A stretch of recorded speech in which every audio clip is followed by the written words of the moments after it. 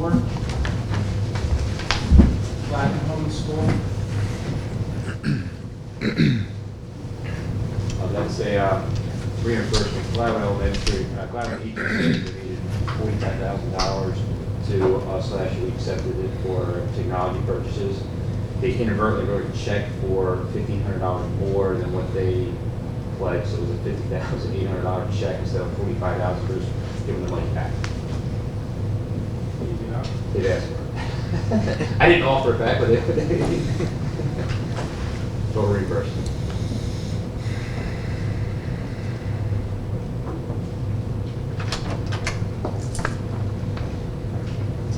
The East Police. So it is $1,500 charge. What do we pay them a year? I don't know what we pay a year, but the $1,500 covers 1 month's service for 3 locations. For 3 all 3 locations. Right, it's, And it's seasonal, right? I'm pretty sure we do this year round. Right, right.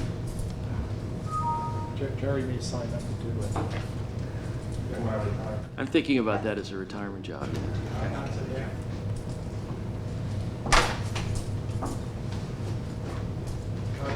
Pat, probably for you, for page 16, grass management. That's me.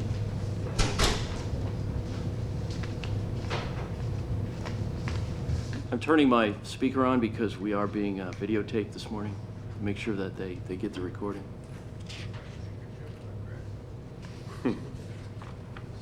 Yeah, this is landscape services that we purchased to augment our own in-house forces.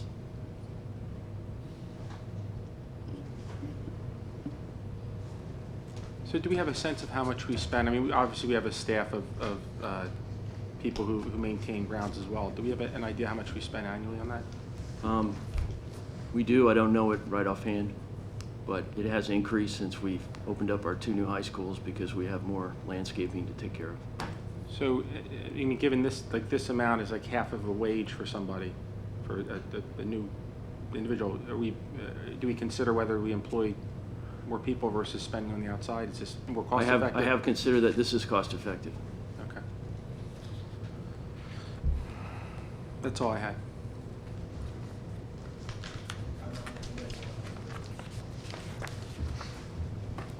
Okay. Thank you very much. Pat? Yeah, the next item on the agenda is to review a school crossing guard agreement with Narberth Borough. Thank you, Chris. Yeah, we had this agreement last year. We actually, the borough, I think it's Rockland or Woodside, did provide a crossing guard last year for us, which, and Pat can talk a little more about the safety issues. Operations felt it was much success. The borough last year, at its own expense, paid for the crossing guard for the entire year, school year last year. Obviously, they said we can't continue to do that, so they've requested a similar agreement that we have with the township, where we split the cost of the crossing guard for this current year. What's the cost? It's an hour in the morning, in the afternoon. We're splitting it. It's probably not even $100 a week. So you're talking a few thousand, 41 weeks in a year, you're talking maybe $4,000 total, probably split it, you know, it's not much. So, Like our agreement with the township, this person is an employee of the borough, as the other guards are employees of the township. So they do all the management functions and overhead, and we pick up half the cost. okay. So obviously this is fine. The only thing I noted in here is that the borough sets the wages, the benefits, all that stuff. Do we know that before we enter into the contract? The good news is the borough paid for a year without asking us. Right. This was a tremendous increase in safety. It was a big hit. There's a lot of congestion at that location. We're happy This has about it. helped a lot. Yes. Yeah. Great. Well, thank you to Narberth Borough then for last year. The next item is to review the extension of our agreement with Converge. And I'm going to direct your attention, and I promise there's only 2 slides here. There are no slides, okay. There we go. Converge is our provider for our demand response program. This is the program where we agree in advance to reduce our electrical demand in times of peak demand on the grid, the East Coast grid, and in response for that, we get certain payments. So we are proposing here to extend our agreement with them for another 3 years. And the terms are roughly the same. However, in this case, because we're agreeing to extend for 3 years, they've agreed to install energy monitoring equipment or electric meters in most of our buildings. And the data then will be available to us in a web-based front-end sort of thing, which is something we don't have today. We have it for the 2 high schools. We don't have it for the other 2 schools. This is just a recap of the dollars that we have received over time since we've joined this program. The figure for this year is not final yet because in every one of these years we've had one event. This year we had 2 events, and the second event happened on the 11th of September. So that's September 11, 2013. And 2 things happened that day. One is we were somewhat caught off guard, and our systems for reducing demand did not respond the way we expected them to at the 2 high schools. And the second thing was that this was a school day. And so we deliberately did not curtail until we could do so and not have a direct impact on the educational process. So we did not. The other curtailments were in the summer, right? Right, they were in the summer, right. Even if we had summer school in session, it was over by 1 o'clock. Yeah. Correct. Correct. So we're not sure whether there's no penalty for not fully participating, other than a proportional reduction in the amount that you get. So we're not sure exactly if our number will turn out to be what's shown there. One of the other things about our extension is we're getting a slight bump in the share of the payments that we get. The megawatt value is something that's auctioned off well in advance and determined by the market. For some reason, this year was very high value. Pat, my recollection was we get a fixed amount for participating. Is that not correct? We get a fixed base amount for participating, provided that we either make the one event or make the test. In addition to that, we get paid based on what we actually do during an event. Right. So what's the fixed amount for this contract? I don't know the answer to that. I didn't see it. Ralph. I couldn't find it in the contract. I can't answer it right now. I could get you that information. Okay. You've answered how much we've been paid to date. And what's the value of the installation of the energy measuring facilities, equipment? It's probably in excess of $20,000. Okay. And what ability does that give us other than on the days of these events? Anything? This gives us the ability to look at what our electrical usage and demand is from time to time. And where this becomes valuable is the gentleman we have who schedules all the HVAC systems. These are all centrally controlled by computer, so he'll schedule this. He can go back the next day, or he could even do this almost real time, look at electrical demand and say, gee, something happened at 3 o'clock in the morning at Penguin Elementary School. We had a spike in electrical demand for 2 hours. What happened? And then he can investigate based on that. How come the contract with them doesn't limit their ability to, I guess we can limit it, but how it carries over to during the time period when school's in session? The annual period for this every year is from the 1st of June through the end of September, which corresponds to roughly the cooling season, because obviously air conditioning is the big driver for electrical demand on an annual basis. So it does go through the end of September, so does affect schools differently. As you recall, when we first brought this program to you, you told us to go back and try again because our plan had us shutting down almost completely on a school day. And so we revamped our plan so that we would try to avoid impact to education. And it turns out that before this year, all the events were in the summertime, typically the 3rd week of July. And for some reason, we had a hot day on September 11, and they called an event on us. So So if it happened on a day, like let's say September 11th, we had a lot of stuff going on in the afternoon and the evening, and we just couldn't participate. We could just not participate that day. That's correct.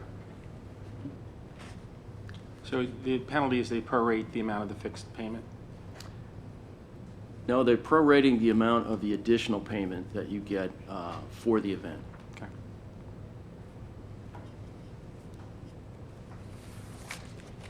If we don't participate, do we get the fixed amount also? We get it if we either participate in at least one event, or if there are no events, they call a test, and we have to successfully participate in the test. By successful, I mean that if we commit ourselves to reduce our demand to certain levels, which they refer to as FSL, fixed service level, then to be successful, we have to meet that requirement during either the test or at least one incident, one event rather. There are school districts who just pull the plug on the whole buildings. Westchester is one, I know. So they have a proportionally higher payment, but then they have the impact on education. So based on guidance from the board, we haven't done it that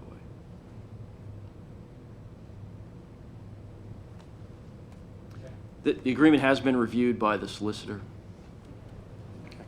as has the agreement with Narberth Borough. We didn't mention that, but both of them. Thank you. The next item is 2 change orders from the Bala-Cynwyd work that was done this summer. As you know, we still have work going on second shift, and Damien will talk about that in just a few minutes. But we have some change orders that came up, and these were in your packet. They're both for the general contractor, and I'd be happy to answer any questions.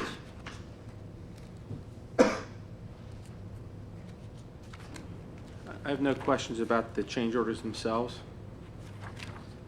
but noting that the first couple were E&O, errors and omissions. I just want, it reminds me to ask you about the high school E&O log and whatever happens with negotiating those out. We have not followed up on that, so we'll need to do that. Okay. Will you let us know next month, please? Okay? Thank you.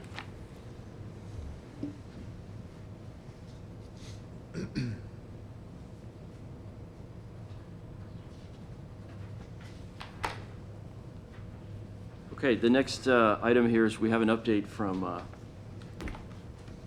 Damien on the status of our projects at the elementary and middle school for handling our enrollment expansion.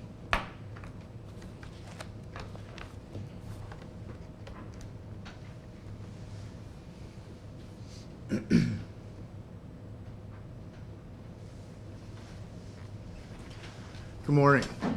Quick question, Pat, on the BC change orders, there was an increase from errors by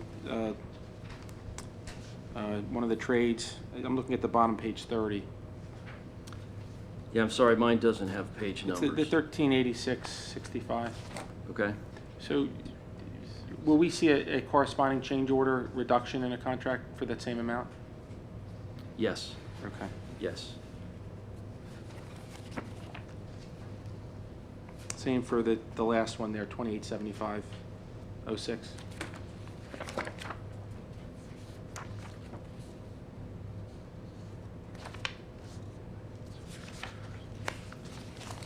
Yes, you will. Okay. Yes. Is your mic on? Please, we're televised. Thank you. It is. They don't sound like. Thank you.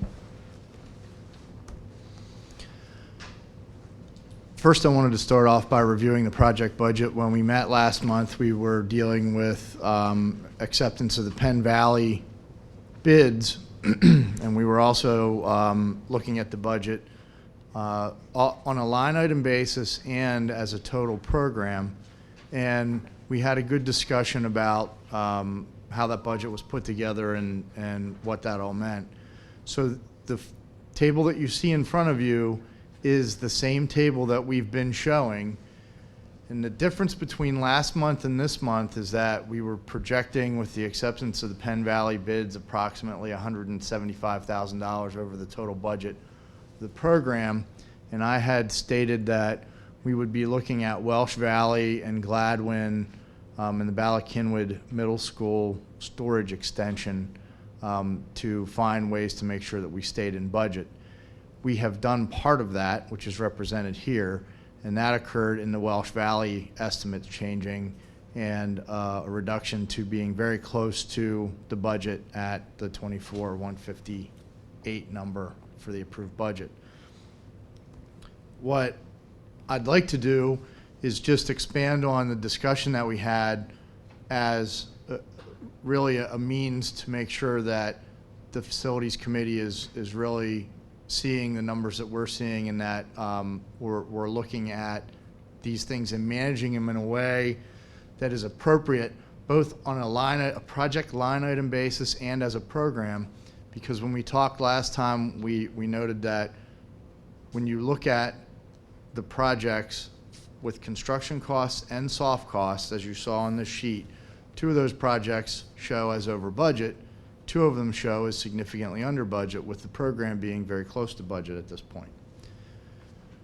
In order to make sure that we were communicating properly and that we were managing the projects in a manner that the administration and the board thought was appropriate, we broke out the budget for construction for each project, and then we broke out the soft costs. And as you can see, excuse me, when you break out the construction for each project, the Penn Valley project is slightly over budget with that $54,000 variance. The other projects are either under budget or relatively well under budget.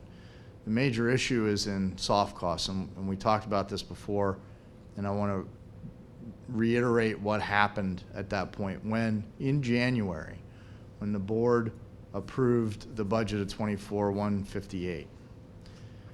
That budget had estimated costs of construction, which you see in the approved budget line items for each of the 4 projects above, and it took into account a 25% addition on top of those hard costs for the soft costs, which resulted in that $4.356 million number. Just after that, Reynolds was hired, and one of the first things that we did was excuse me, look at the soft costs excuse me, and the hard costs with the construction costs to make sure that the budget was valid. And while we found that the construction costs for the budgets were indeed valid, we had concerns about the soft costs. And we did a detailed review of each one of the projects and applied soft costs to them.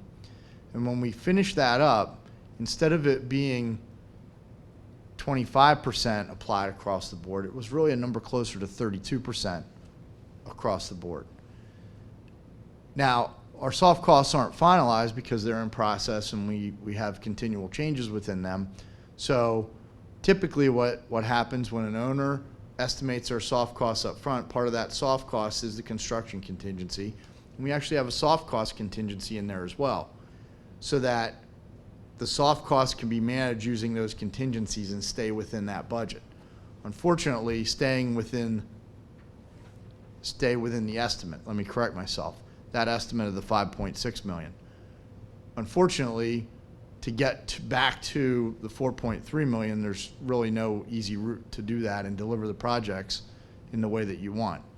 So the concern that I brought to the administration was, when we look at projects on a line item by line item basis, for example, I'm going to go back to this slide.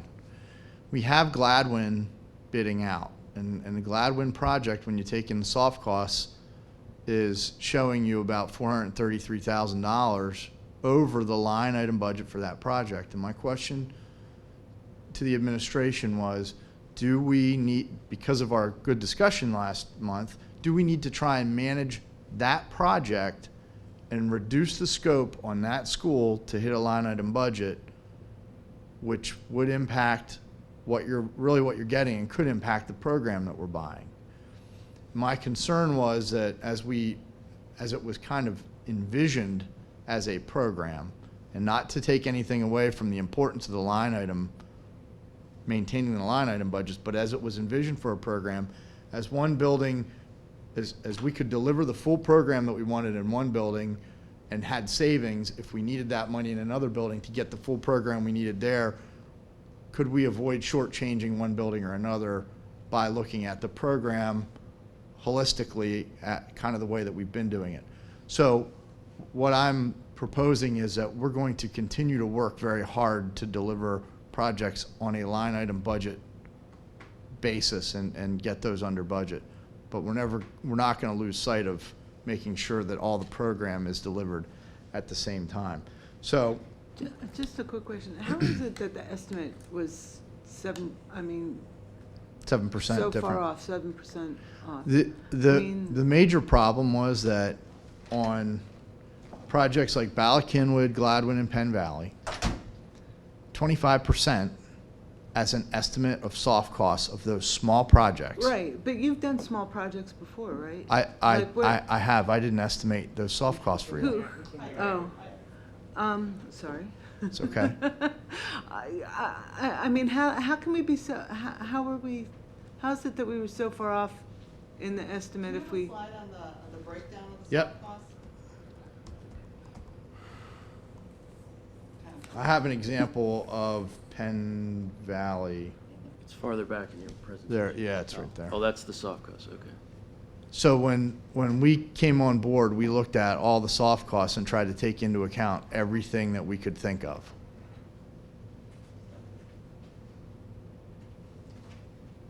So hit kind of the higher line item. Danielle, we need you to come to a microphone. I got one. So Dean. Let me turn it on.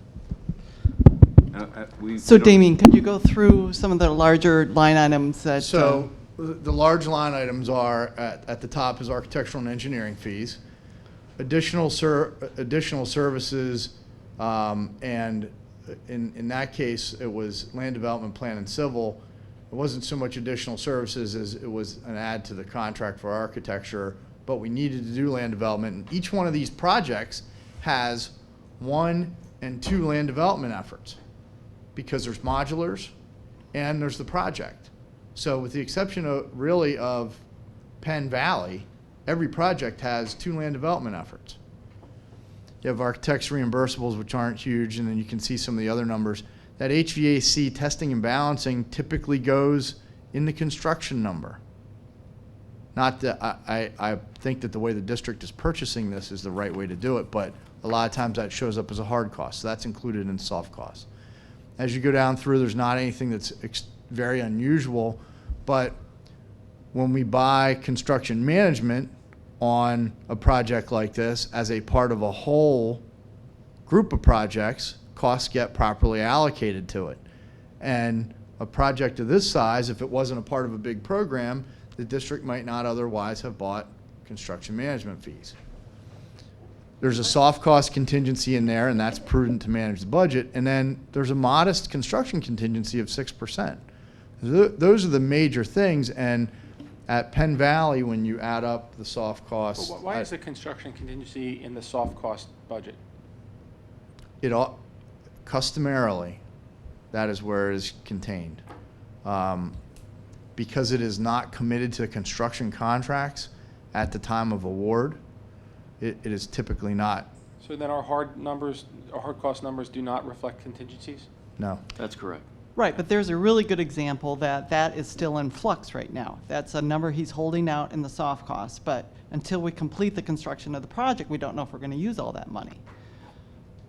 Right, but. As well as the soft cost contingency of $40,000. But still, to my point, well, clearly it looks like we are using the soft costs contingency because we're looking at soft costs being well over budget, so isn't that where the contingency then gets spent?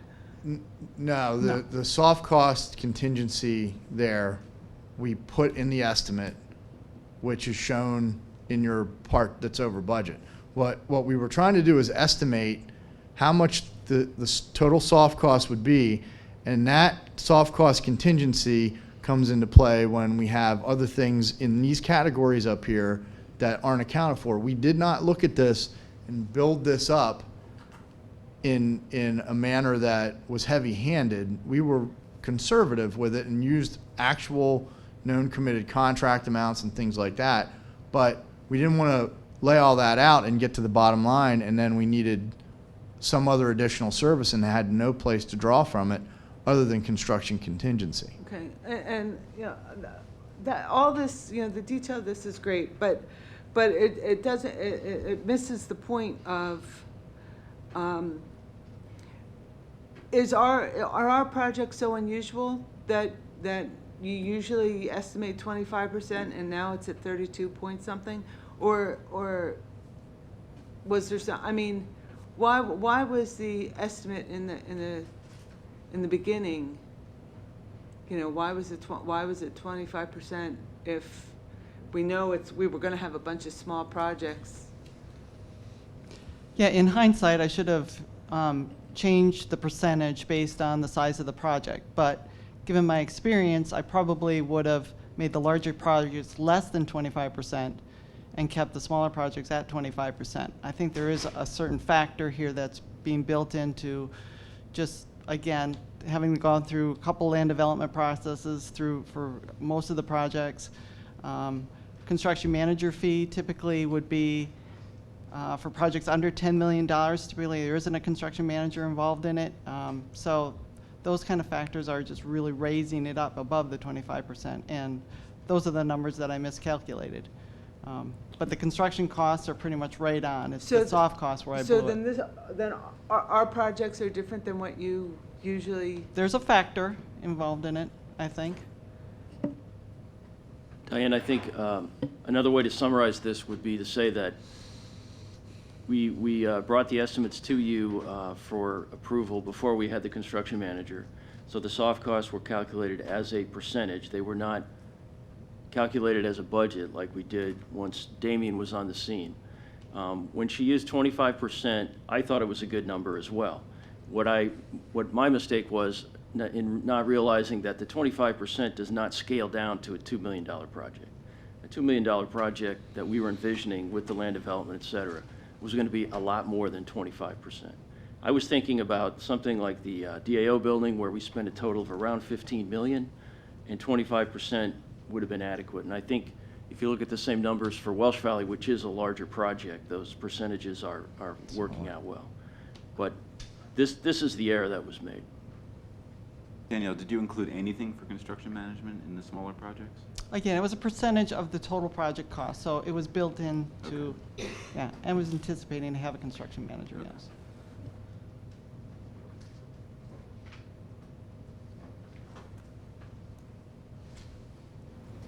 You know, it's just disappointing because we pride ourselves on when we do projects, at least when I've been on the board, that we've been under budget. And, you know, to get off to a start where you're already above it, it's somewhat disappointing, you know, personally.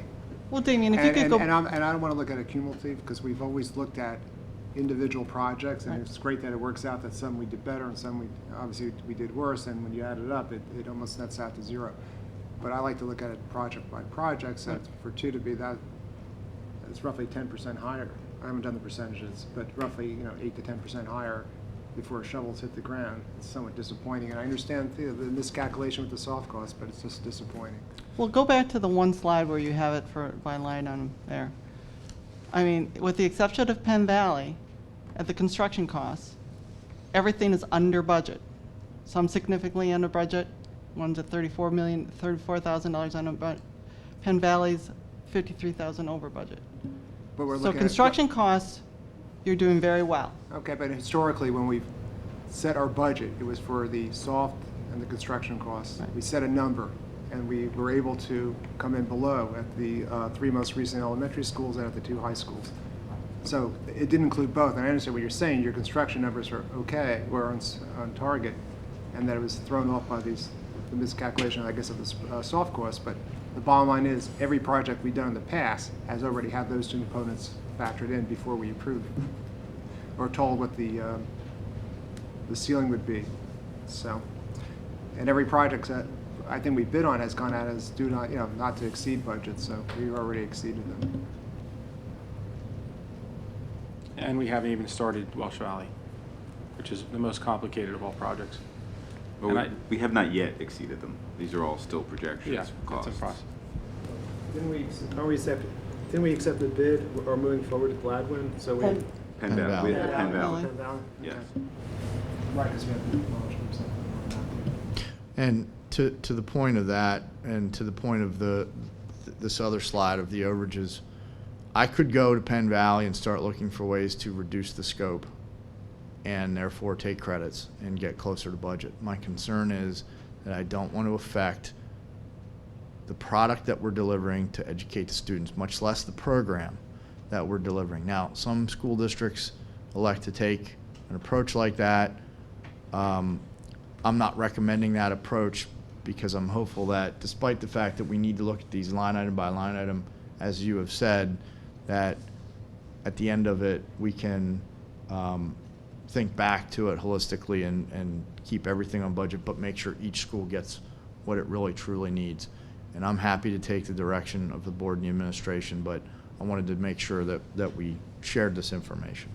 And we're not recommending, going into the project themselves and stripping away anything that might be seen as negotiable, because in the long run, we're going to end up putting those things in one way or another. So if you went in and took out the casework in classrooms, at some point we'd be putting it back in at some other time, and it would be more expensive to do it at some other time than it would be to do it as part of the project as designed. So we haven't asked the construction manager to, go in and tell us what could we drop from these projects. We specified what we need in the classrooms, and that's what we really want to see at the end of the day. And I think you reevaluated with Gladwin, because you're not doing the Modular Off-site offsite construction, yes.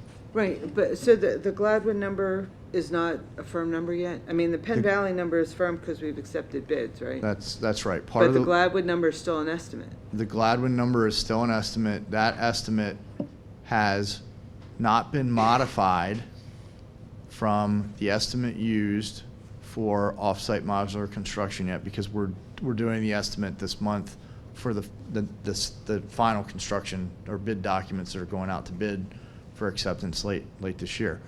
So that number we expect to drop. The Welsh Valley we have had a look at, and the Welsh Valley construction has dropped in the new construction. It's gone up in a couple of other places because of design refinements, but we're still under budget. Part of Bala-Cynwyd has been awarded, and that's the larger part of Bala-Cynwyd. The renovations has been awarded, and that we were significantly under budget on our bid day, and that's what's resulting in the variance right now. The storage has not been awarded yet. And with the two projects that were, because we were talking about doing the off-site construction with Welsh Valley as well, right? So we're redoing those bid documents, and we're going over them with a fine-tooth comb to make sure that we've not missed anything. The message that you gave me last month, I have carried back to the team in numerous ways, and absolutely, and I appreciate that reminder. Yep. I just want to go back to your comments about cutting the scope. So I want to make it clear, nobody's asked you from this table about the scope. Understood, You yes. just raised that. I want to just keep the focus on the question, and we can go on because I think we've talked about it, was how the soft costs on 4 projects could exceed budget by over $1 million. That was the question. It wasn't about And cutting the scope. simplest answer to that was they were underestimated by Yeah, 29%. You explained. I just want to make sure people understand that was the question. Yes. Yeah. Now, just to go a step in the right direction with scope, and this just is for information in your packet where Penn Valley nets out. We pre-purchased chillers, and that's why you're seeing that total of the 2 first lines equal the awarded amount that you have, but the soft costs contributed $300,000 to the overage. Just to clarify on the chillers, the contract that we bid out had an add alternate for chillers. Now this is the the third chiller to provide more cooling capability to the whole school. This is something that will allow us to keep the school cool on a 90-degree day or 91-degree day, whatever. So we put it in as an alternate in the big contract. At the same time, we went out directly to a supplier through one of our state contracts to see what kind of a price we could get. And it turns out that it was less expensive for us to get the chiller itself directly from our supplier than it was to get it through this contractor, so we did not accept that alternate. It is in the contractor's base bid to accept the chiller and install it. Now, as a reminder, and this is something that gets lost in our reporting from time to time, if you were to take out some of the added scopes of work at Welsh Valley that are currently in our estimates, showing when we show that number that's that's $15,000 to the good, or I'm sorry, $15,000 off. When we were showing that number, that included $608,000 of scope that was not envisioned by the board at the time that it approved the budget. Those two line items were, one, a capital improvement project of the boiler replacement, and two, expansion of the loading dock, which was not in the original program at the time of January's consideration. So we have an estimated $608,000 of added scope because it's better program and the right thing to do in the Welsh Valley project. So if you were to take out that scope, Welsh Valley right now would be shown under budget by about $900,000. But because we have that scope in there, and you go back to the summary page, you'll see Welsh Valley is under budget by about $314,000. Pat, can we look at boiler replacement the same way you did chiller replacement and see if we can do it as an add alternate and see if we can get it cheaper through our state suppliers? We can. As what we explained to you last month, I think it was last month, maybe the month before, because of the timing of this project, because this boiler has to be replaced next summer, we're going to actually bid this out in advance of the big Welsh Valley project.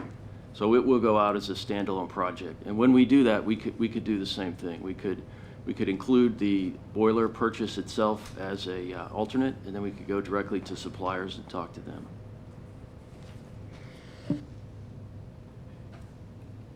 So just to reiterate that we are going in the right direction by adding appropriate scope in and getting the value out of the existing total program budget as best we can, and that's the case at Welsh Valley. And just one other thing on this, then, Pat, with assuming we're adding square footage, considerable square footage at Welsh Valley, I assume we're also adding a chiller there?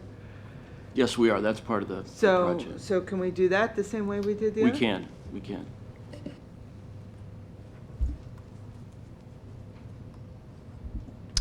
So if you were to take that $608,000 out, you'd see this current project budget being under by nearly $600,000 instead of over.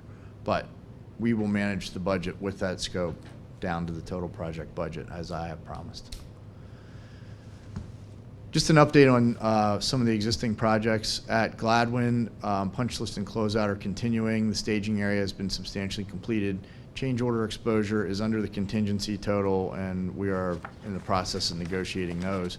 At Welsh Valley, we have similar situation. The change order exposure is currently over the contingency total.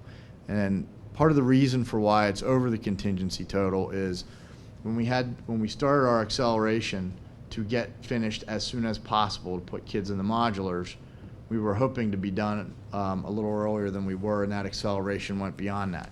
Now, because of that, we are negotiating with the contractor, and we are going to work to reduce every cost as much as possible to get down as far as possible.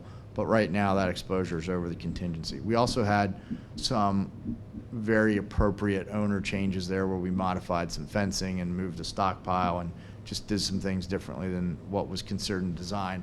Once it was laid out and it was figured out how it would really operate and what the impact on the learning process was, some of those modifications occurred, and that was probably about $20,000 of the exposure alone.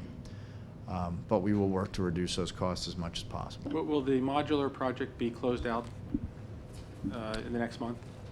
The modular project will be closed out in the next couple of months, I think, with negotiations. The other reason that it won't be totally closed out is that we have to make sure that all of the seating has taken effect, and really until that's done, we can't do the final pays and all that other stuff, but we can negotiate final change orders, and that's trying to do everything really but final payment as it relates to the seating and the soil erosion approvals. But regarding the delays, I think you commented before that the contractor was late.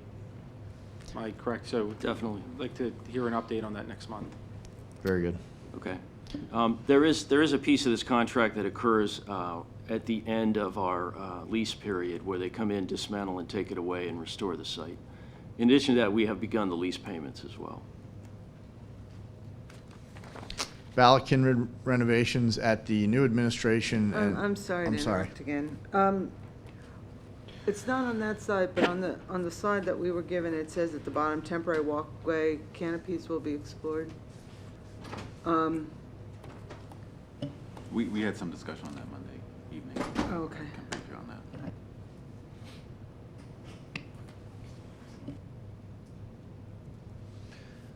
At Balakinwood, the renovations at the new administration and classrooms, really there's punch list and closeout work going on that phase, and the electrical contractor who struggled through those phases has to replace data wiring, which they're going to do over Christmas break, over winter break.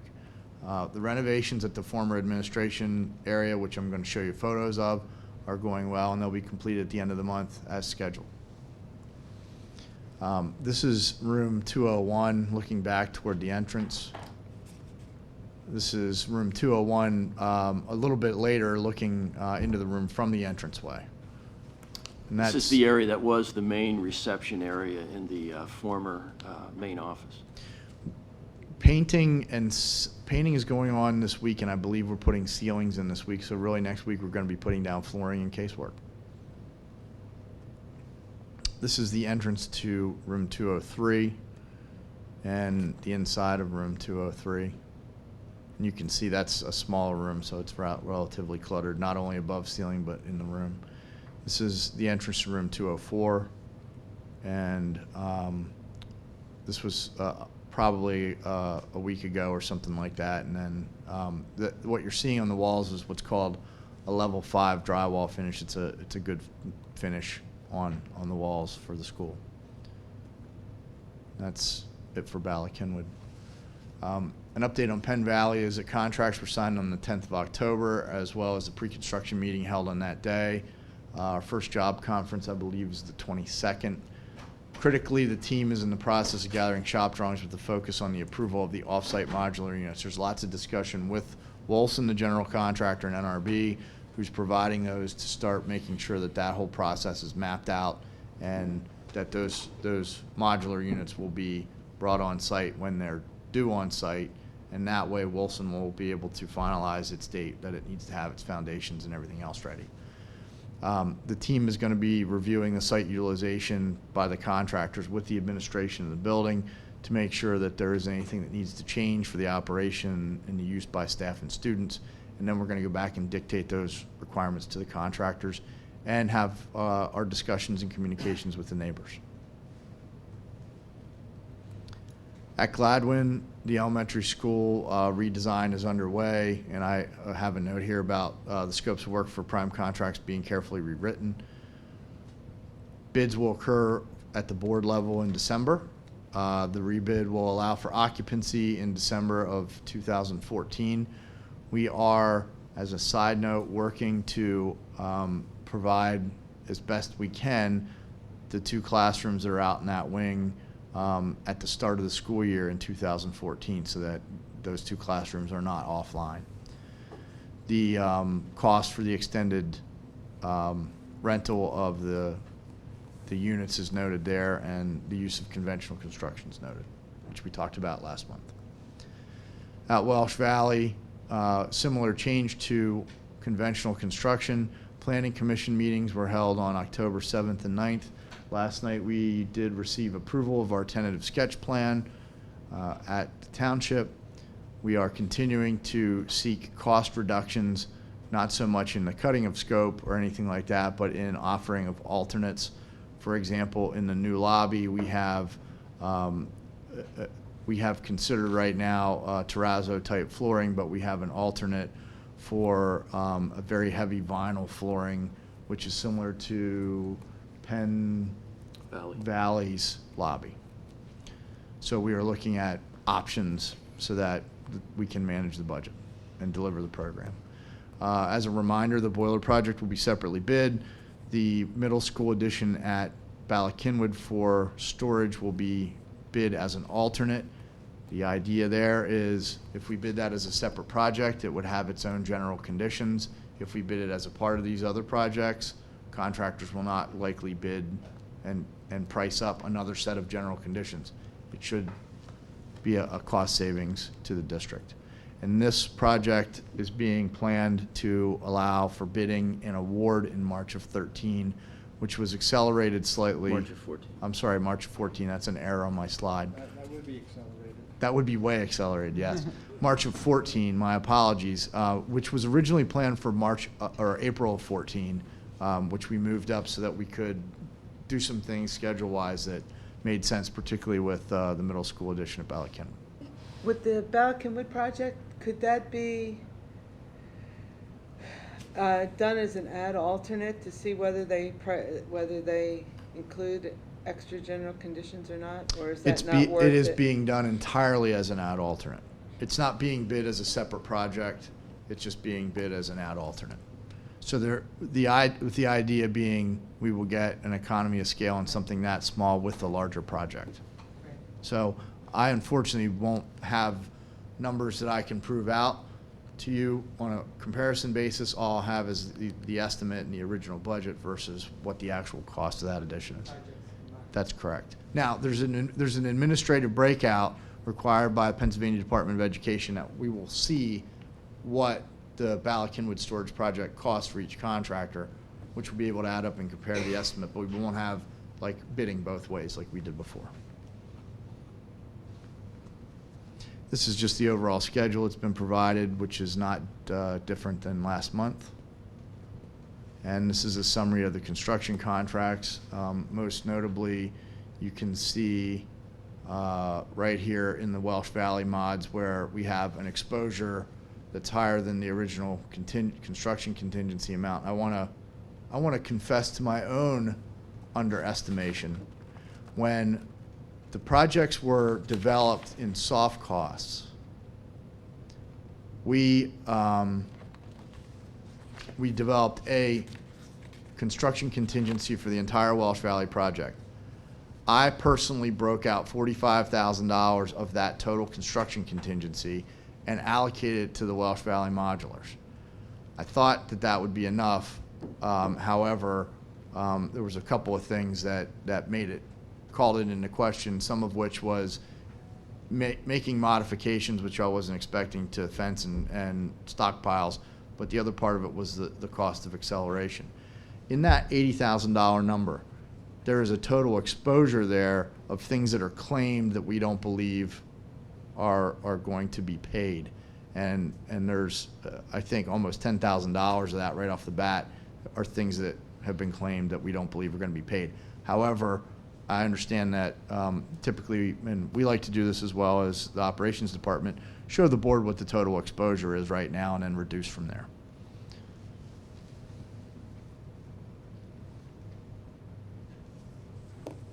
Any questions? Thank you for your attention and time. Next, we have an update on the design itself for Welsh Valley, and Gilbert has put together a nice presentation.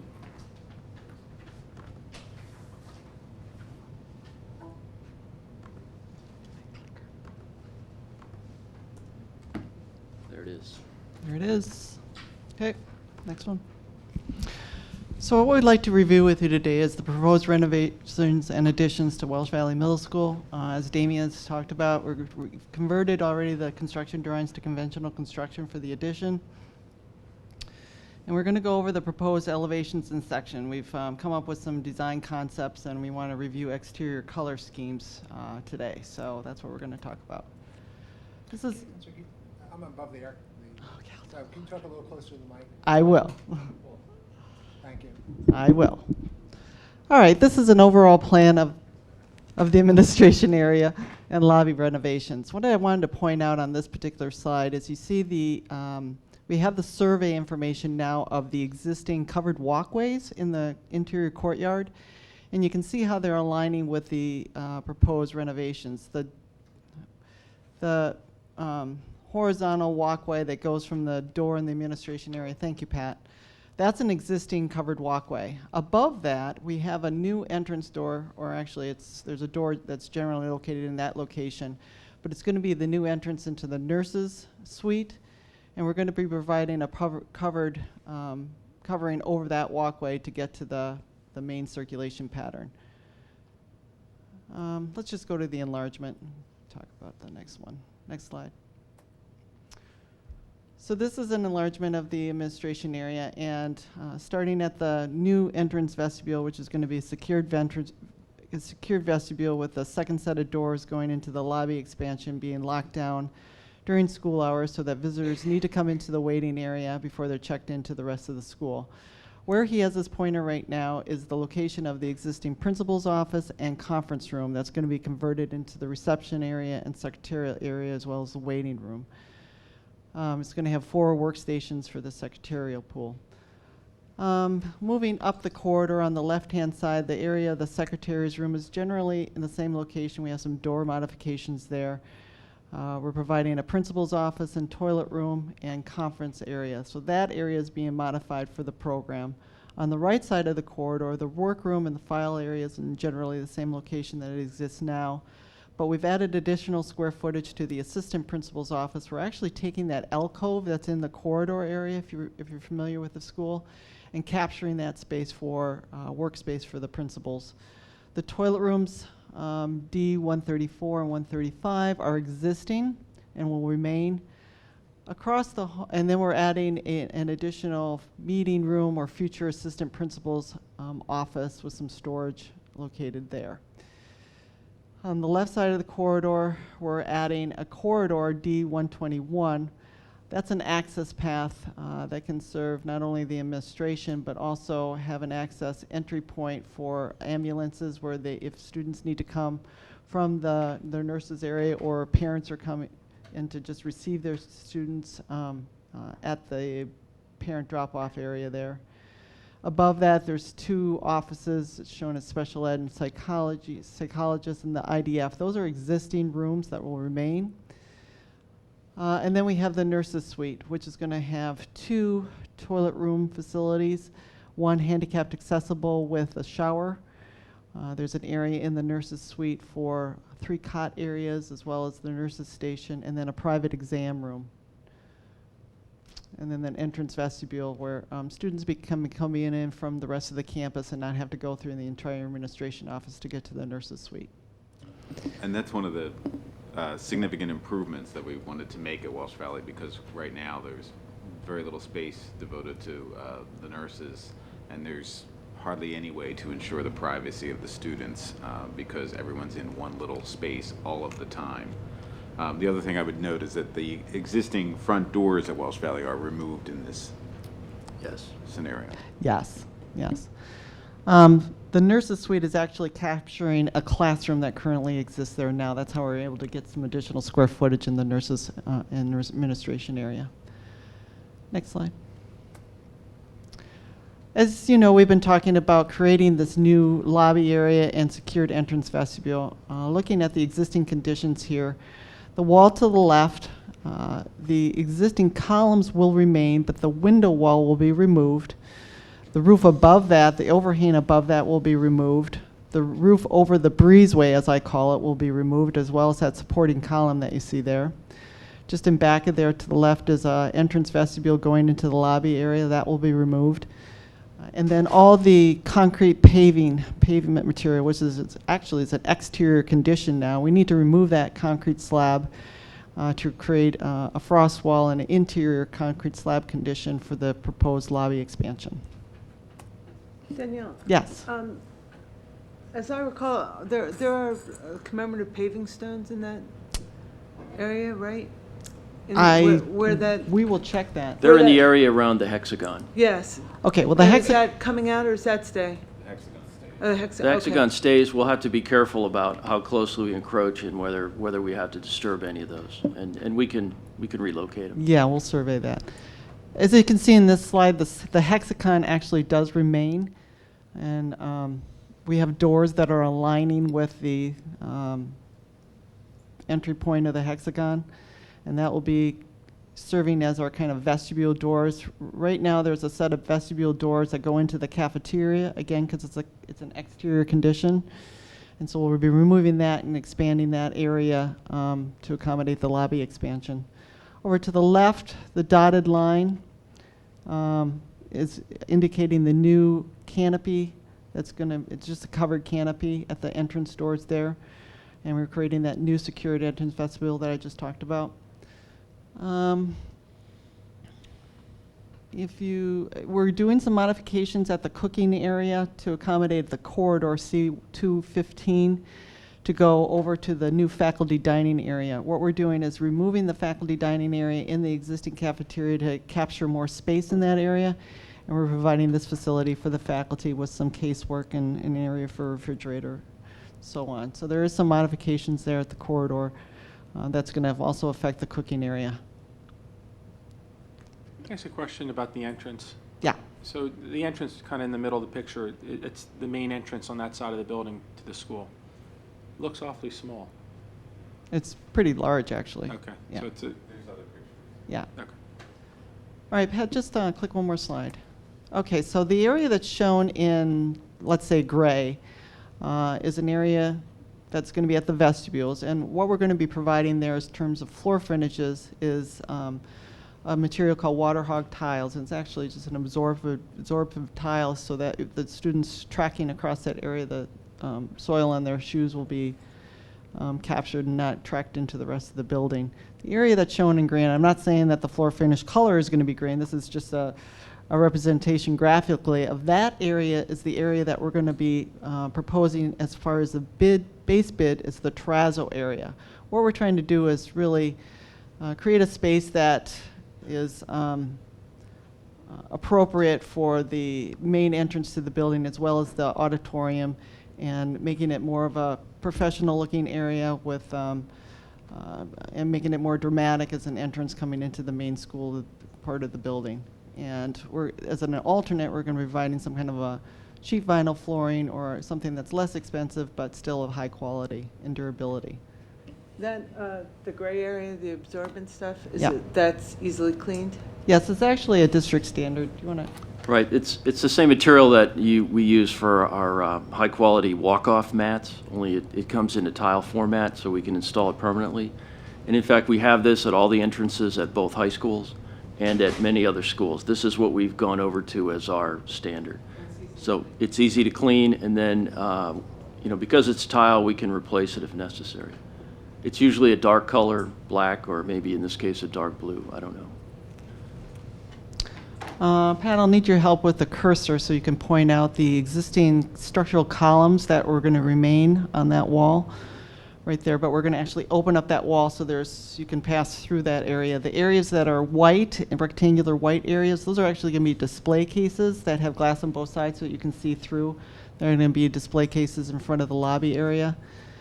All right, so the ceiling in the lobby area, that is going to remain at the same height, but the ceiling area in the lobby expansion in the vestibule, if you click on the next click, we're going to take some sections through that so you can see what you're going to be actually experiencing when you go in those areas.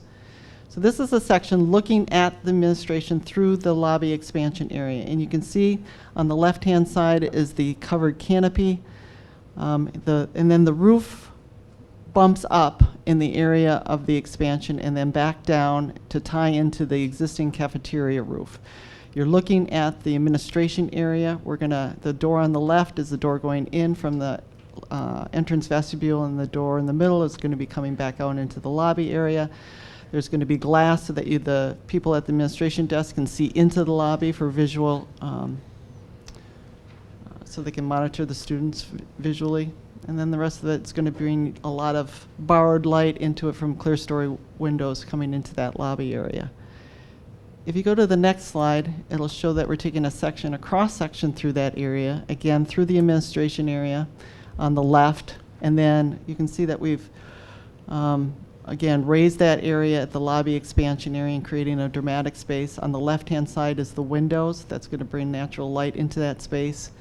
And then you can see as you pass through that opening there where we're leaving the columns but allowing people to pass through there, you're going into a much lower ceiling height. So you're going to go from a high ceiling height into a lower ceiling height. So it's going to create a really nice space for people entering into the school. Okay. And the reason we did this type of profile is that we're trying to replicate other areas around the complex. This is a stair tower going into one of the other buildings on the campus. And so we're trying to make the whole campus tie into and say, here's a main circulation area, and really trying to represent that this is a place where you're going to pass through to go to another area of the building. This is the parent drop-off loop that we talked about. I just want to reiterate that the canopy that exists there now will be removed as part of this renovation project. And if you zoom into the next slide, go into the next slide, it's kind of zooming into the area there. Right now there's just a banner that says Welsh Valley welcomes you. There's really no building identification sign. And this is the breezeway where we're going to be removing part of that roof. And you look at the auditorium roof, you think that that's kind of set forward, but that's actually kind of set back. It's just that's just the building perimeter of the auditorium itself, not the lobby area. And then you see the windows there that Pat is pointing out. Those will actually be removed, as well as we talked about removing the materials on the left-hand side there as well. You mean this? Yeah. To just make the area look a lot better and more presentable for people coming into the building. Next slide.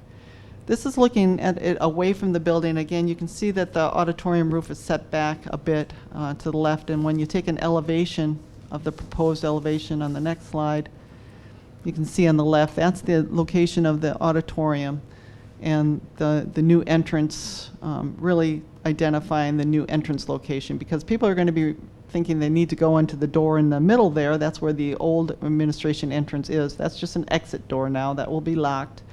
People can get out, but they can't get in. And we're going to be doing modifications depending on what the program is. Sometimes we have walls that don't go right to the mullion of the window, so we need to provide a panel there. But we're really trying to create a new entrance and say this is where you enter into the building to get into the rest of the campus. And it's 4 doors, so it's a wide area. It's not. It might have looked smaller before. Okay. This is a photograph taken from the lobby looking down on the left-hand side from the administration area. The elevation section that I'm going to show you next is taking all these canopies out of here, so you wouldn't even be able to see the elevation without if I didn't do that, but just want to let you know that those are going to remain. This is a close-up of the area that we're going to be modifying. You see the roof, the canopy roof that's going from the entrance into the cafeteria over to the hexagon. Pat, if you could point that out. That's actually going to be removed because the wall is coming out pretty much to the point where he has his cursor there now for the new expansion area. You can see the lobby or the entrance doors going into the cafeteria, that second set of doors, those will be removed because the new doors on the expansion are going to be lining up right where that canopy is that we're going to be taking down right into there. Next slide. So here's a section taken through an elevation and section taken through this area. We've actually, the bump up of the lobby expansion is symmetrical with the profile of the auditorium beyond. And if you click to the next one, it'll tell you the extent of the cafeteria, the extent of new construction, where we're showing the new canopy, and then the section through the existing administration. Okay. This is an overall campus plan. What we wanted to represent here is what we've been talking about previously, is that the canopy that's in the courtyard area is going to line up with what I call the through corridor going through the new addition area to exit out to the bus loop area. In our discussions this week with the administration, if you can click one more slide, we talked about actually providing an add alternate to complete the walkway system to get access under canopy to all the buildings on the campus, including the F building. We also talked about having a canopy that goes to the gymnasium building. The one thing that I wanted to point out that we're still working out is that there isn't a straight alignment to that door. If we were to put a canopy over that, we either have to take that retaining wall over, and you can see that that retaining wall is basically going around the drip line of the tree. And so we may be compromising that tree if we made that walkway straight. But if we didn't make it straight and we followed and went around that retaining wall, we're going to be going over the basketball court. And the next photograph kind of shows that corner there. So we're going to need to look at that a little bit carefully and see whether or not we want to go through that exercise or not, or just leave the canopies and not have a covered canopy going to the F building or the gymnasium. But just wanted to point that out. That's something we're going to be continuing to talk about. But those were not included in the original budget. We are going to break those out as add alternates so that you can see the number and determine whether or not you want to pursue that at bid day. We're going to go over the floor plans as they are now with the classroom addition. This is the basement floor level. This particular floor level is going to align with the first floor elevation of the A building in the link. Coming into corridor B001, that's the access to the link area. Basically, this is a utilitarian floor level. It's going to have storage, mechanical, electrical, and then the elevator access. Like we said, we are getting access, handicapped access to all the floor levels, not only in our new addition, but to all of the A, the B, and the link buildings. Okay. This is the first floor level. This floor level will align with the first floor elevation of the B building. Coming into the stair actually is going to be a main circulation path from the courtyard area. If you remember our discussions earlier on, we didn't want the students going through the B building because the corridors are so narrow and there's locker rooms in the corridors. We couldn't have that, a heavily trafficked area, to accommodate the classrooms at the addition and the rest of the building. So we're creating this new stair tower and access point into the addition. We have a gifted classroom, the elevator, which is coming and accessing all floor levels, toilet facilities. We have a science classroom and additional classrooms on this floor level, as well as special ed, a couple of special ed classrooms.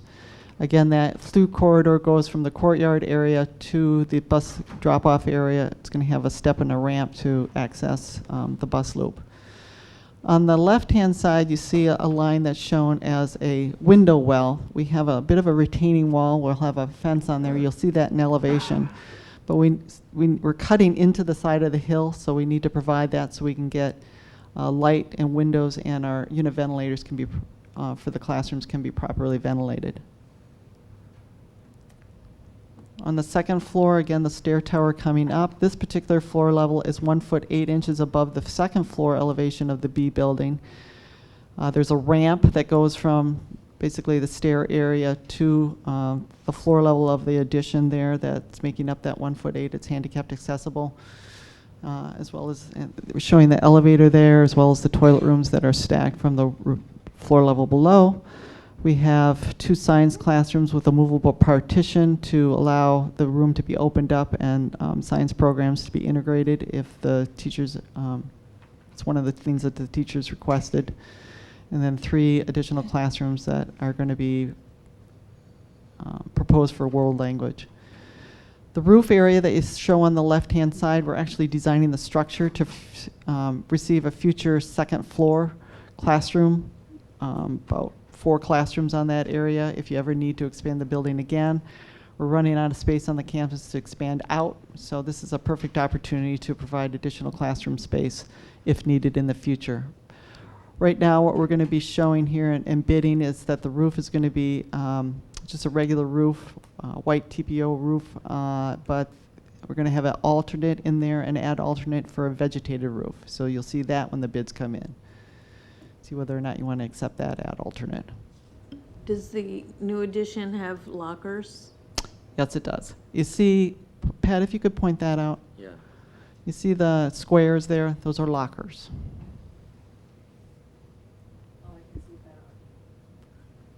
Yeah, the other screen's kind of small to see it. Okay. Taking a section through this, looking at the gymnasium. You can see that the roof profile of the proposed addition is aligning with the roof profile of the gym. You can see the roof deck with the area that could be future expanded into a classroom area, but right now is being proposed as a roof area. If you notice with this elevation, there's windows on the end wall of the gymnasium that are not going to be, they were going to be removed and bricked up so that we can tie the roof into the end wall of the gymnasium. And if you go to the next slide, we'll show you a photograph of those vents and windows. But if you go around the side, we're not going to be eliminating the natural light coming into the building on both sides. On the left side and on the right side, there still are windows that it's going to let natural light coming into the gymnasium. Taking a section looking in the other direction. Yes. Pat, I haven't been in that gym in a couple of years now. It used to be very dark. Did we upgrade the lighting there? Yes, we did. Taking a cross section looking in the other direction, we're going to be tying into the link. So this window wall will be removed, and you can see the grade differential really well on this particular photograph. So the green lean-to areas, I want you to just kind of point out to that. You'll see that in section. That'll going to be remain on both the left and the right. Question about the supports, really for Pat. Pat, we had issues at Harriton with the supports for the walkways. Can you tell us the status of the supports of the Walsh Valley walkways? Right. Over a period of years, we've gone in and reinforced the bases, and that's why you see this somewhat odd-shaped piece of concrete at the base. So as part of that, we broke it out. We had the base of the metal cleaned up if there was any rust, coated with a heavy rust prevention coating, and then the concrete poured back around it. And the concrete was brought up to this level to provide additional stability. Okay, thank you. So this is a section taken through the classroom addition. On the left, we're going to have a stair that's exiting out of building A. It will have a cover, but it will not be an enclosed conditioned space. On the right side, we have a new stair tower, again, using the same type of window fenestration that has been used on the other stair towers on the campus. If you remember from previous conversations, we're trying to incorporate a lot of the materials around the campus into the new addition to tie the addition into the rest of the campus.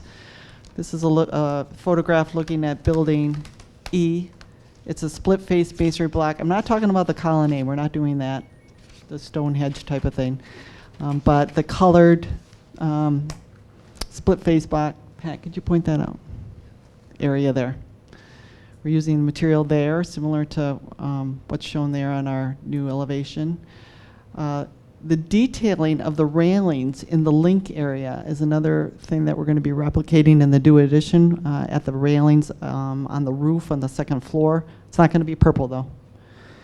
And this is a picture that I wanted to point out here. You see the material between the windows that's kind of an off-white color? It's actually a stucco material, and we were originally proposing to use something that replicates the color between the windows in the new addition. So this is the elevation that you had seen previously. If you look at the base material, that's the split face block with the colored accents in the materials. What he's pointing to now is the stair tower coming out of the stair at the gymnasium side of the addition. the gym on the right-hand side is a brick material, so on the left-hand side, the area, that's actually the area of the toilet rooms is a brick material. So we're basically booking the ends of the building with the brick material. And then you can see at the windows, we're looking at doing more of an off-white color there. And we were originally thinking about doing, as just part of the storefront material, an aluminum, a lighter color aluminum storefront there, but trying to replicate the colors of the existing campus materials. I think I have a photograph of a close-up of that area there at the main entrance building to give you an idea. There's the window colors are going to match. The window frame colors is a special color that was developed for your campus that we'll be replicating at the new windows. Yes. And then the brick color to match the gymnasium is located at the entrance there. We have green FRP panels at the doors. We had the opportunity to meet with the administration and the superintendent earlier this week, and the white color looked a bit stark, even though it's around the rest of the campus, and they asked us to take a look at something that was a little bit more complementary to the rest of the facility and do more of a cream color. So we've looked at actually other materials. That what we're representing here is not to have a panelized system as part of the storefront, but actually looking at, I think I have a close-up again on that, actually looking at more of a fiber cement type of material there, so that you, instead of having, you see that, go to the next one. There is a comparison.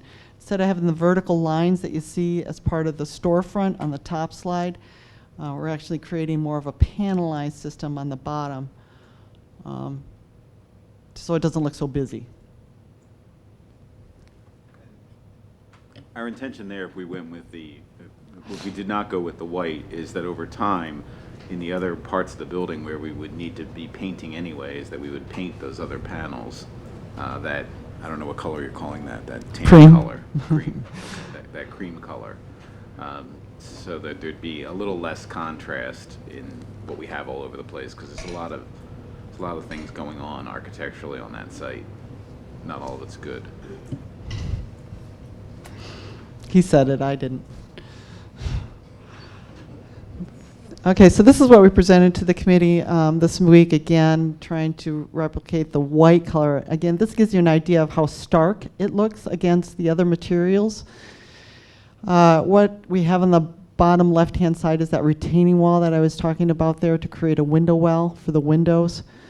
On the left-hand side is the stair tower, which we originally had right-hand side, sorry.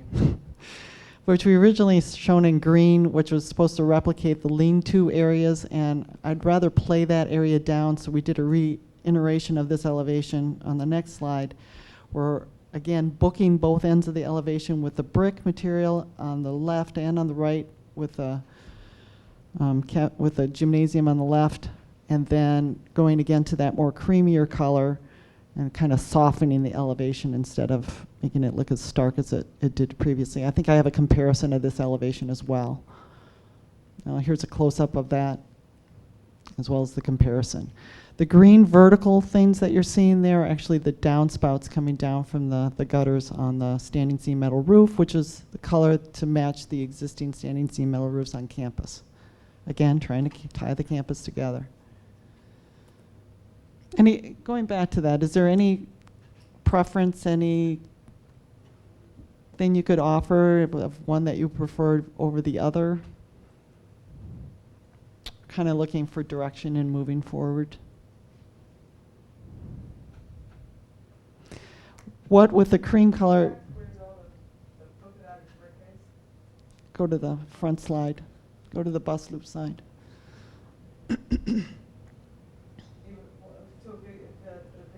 Go to the comparison one. The comparison one.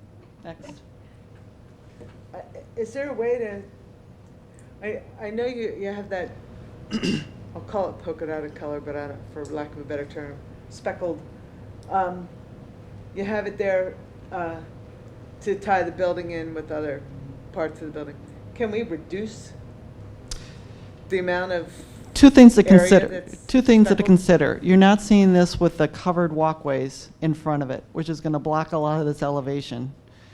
And we haven't shown any landscaping on this as well, and they were going to be required by ordinance to do landscaping on this, which is also going to soften that, Right. those areas of the building. So, then Again, that's even at more the to point, foundation. So we're gonna be blocking a lot of it, then you're saying? Right, you're Well, going to have but landscaping to doesn't it soften. cost more to install the speckled than it does plain?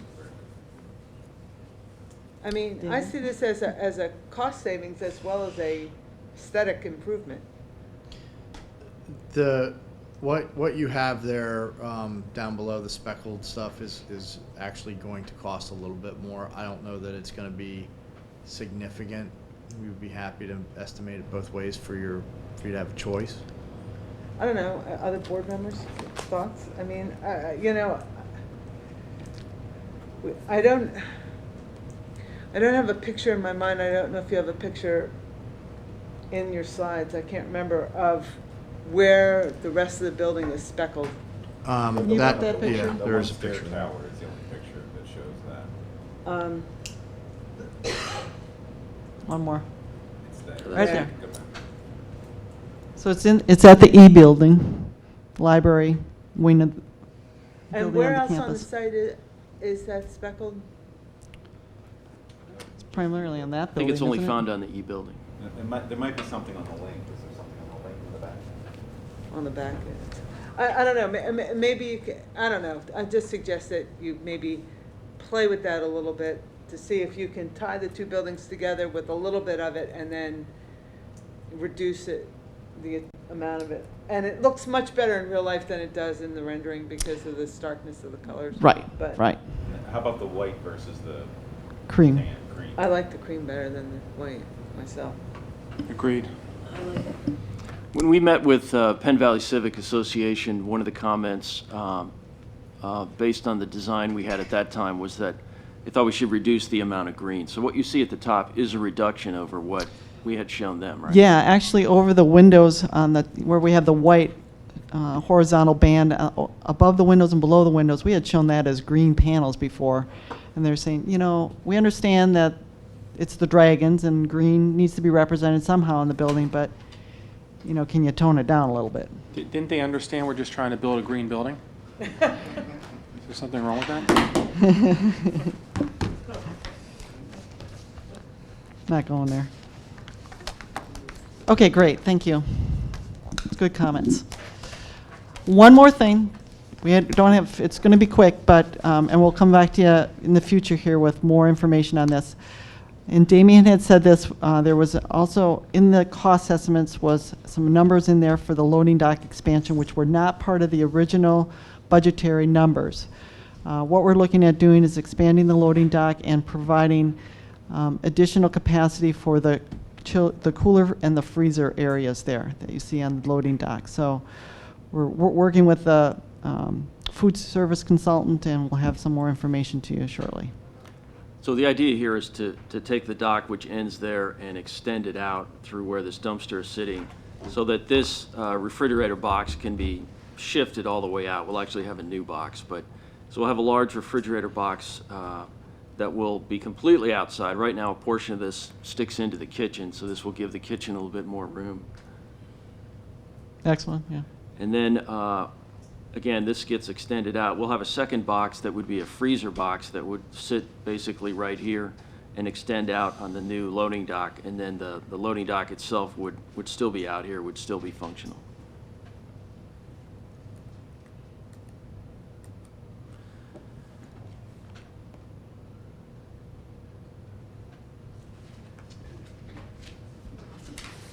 Good. Any questions, board members? So the last topic is update on high school enrollment expansion facilities concerns.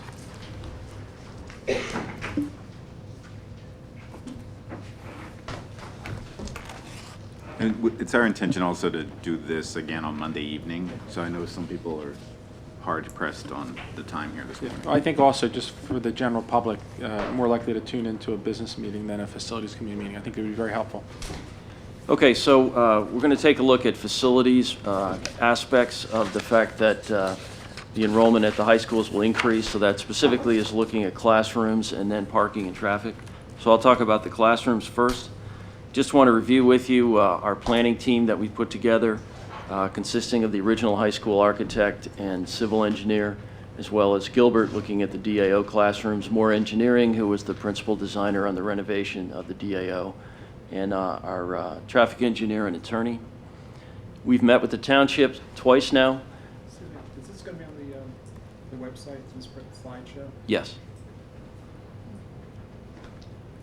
We met with the township several times, once in July, once 2 days ago, with our consultants and key members of the staff. We reviewed what the history of enrollment increases is, the timeline for the board's decision and what things the board is considering, and then we reviewed what would be required for new construction, what would be required for modifying the DAO.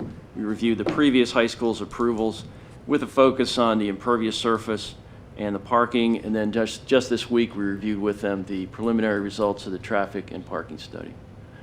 So going back to our projections, we're looking at 3 scenarios here, and they're shown here as color-coded. So the purple, which we labeled De Jong Original, is the original projection done by the consultant. We're calling it Scenario 1. It's the status quo. If the board made no change in attendance areas, this is the projection. The second one, shown in green, is if the board were to implement the expanded choice area and the students divided themselves 50% to one high school, 50% to the other, that's what the numbers would look like. And then the third scenario is, again, the board would implement choice. The students would divide themselves 40% to Harriton, 60% to Lower Merion. These numbers reflect the adjustment for, that we discussed? Yes, they do. They reflect the BC adjustment. The change in BC, correct? Yes. Yeah, that's more correct to say that. So you can see that these are all increasing over time. So when we look at the requirement for additional classrooms, we're just going to look at the highest projected enrollment. One thing, go back to that slide. Shouldn't it be 60-40 under, if you're, I'm assuming that you're assuming the first one's 40%? I'm trying to have consistent terminology here. Yeah, I'm just trying to, because. So the first figure represents Harriton, the second figure represents Lower Merion. But I think Gary's point is that the bottom one is 60% of the kids in the choice area are electing to go to Lower Merion. It should be flipped. 60-40, not 40-60. It looks like you're hiding 40-60 at vote. Okay, I would argue different, but I'm good at taking direction. I think we all understand that the third scenario is 40% Harriton, 60% Lower Merion. Maybe you can just mark HH and LM, you know. I think that'll be the most clear way to do it. That'd be best. Right. Also, Pat, go back a second. So I thought we had talked last month about including 75-25 numbers, which is the traditional percentage. We have presented those numbers and will continue to present them. It's highly unlikely that we're ever going back to that number, given that we have a Harriton High School that's considerably different than it was in multitude of ways in 2008. But we've given those numbers to the public. Just as a baseline, because that is the. But we're not planning at all for 25-75. I mean, none of our planning is based on that. I understand, but you know, your planning is based on 3 scenarios here. It's not fixed in any way. We should just show the numbers. We do show the numbers. They're all over the place. They're just not on that chart. Right, on this chart. This is the chart about what we are planning for, and this chart relates to the classroom utilization information that follows. So we're making plans for all 3 of these options? We've been discussing all 3 of these options with the township. We've been discussing all 3 of these options with the planning team. Okay, so maybe we reflect it, but you just put an asterisk, say not planning for this option. It's really pretty simple. That's all I'm asking.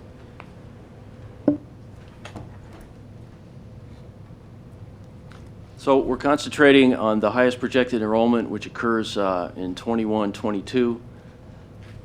And I think this slide is labeled more clearly, so you can understand what the second scenario and the third scenario are. The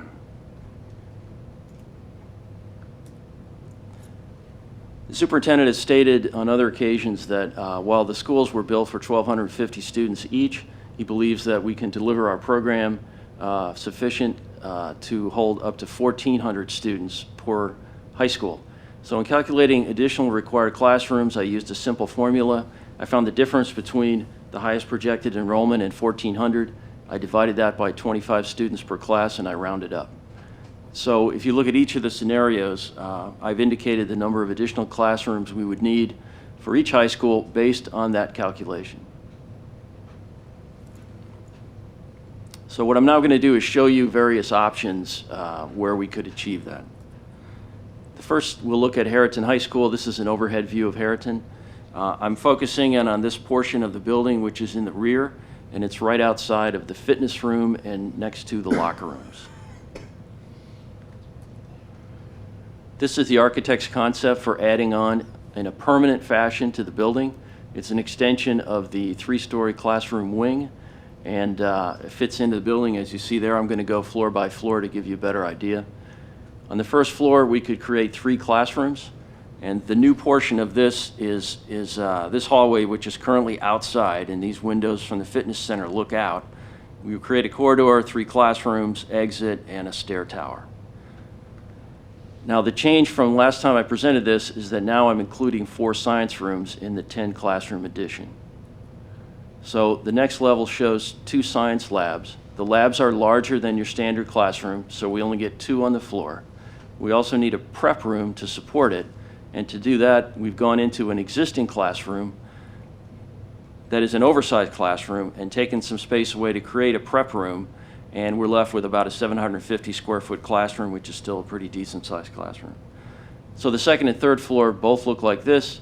At this point, we have a total of 7 classrooms, 3 regular on the bottom, 4 science rooms.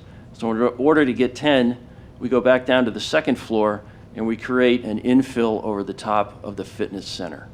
The fitness center is a space that has a high ceiling, and above that ceiling is a void space. There's nothing there. It goes up to the roof, 2 stories.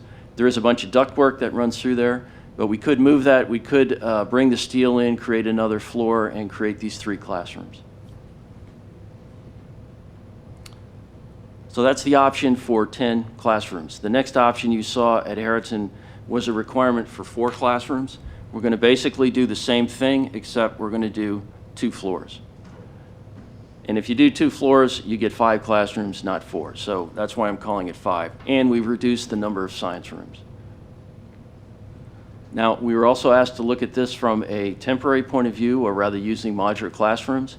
And I think many of you remember the M building that we had at Harriton from 2003 to 2010. So this is similar type construction when we talk about temporary. This is just a sketch that shows where we think we could put this. This is the 10 classroom version with 4 science rooms, so it's a 2-story building. And again, it's right outside the building near the fitness center and the locker room. We've moved it away from this corridor of utilities that runs through here, so it would be connected with sidewalks. It will impact the playing field. We'll probably end up shifting this so we're only impacting 1 playing field, but it will impact the playing field. So again, this version is 2 stories to get 10 classrooms. A quick question. I know the township has requirements for setback from the buildings. Is the distance here driven by the utilities or the setback requirement? I think it's both. I think the utilities are pushing it farther away than the other requirement. So even if the township waived the requirement, it would be required to be here? What's the purpose for not placing them over the utilities? We just didn't Yeah, think it would be. I don't think the township waives that requirement. It's a fire code Right, issue. right. I don't see them waiving that. Yeah. But again, I don't see it as a good idea to build over the top of the utilities either. I mean, I'm not saying it couldn't be done, but this is how we're showing it now. Okay. Pat, before you go too far ahead, can you go back to the projections? I just want to see some numbers for future questions. Thanks. Okay, thanks.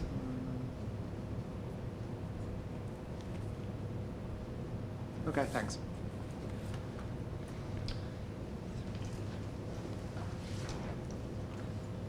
Okay, that was the 2-story version for the 10 classroom requirement, and then for the 4 classroom requirement, I'm showing a 6 classroom version here, 1 story with 2 science rooms. And again, this would impact the playing field roughly located in the same place.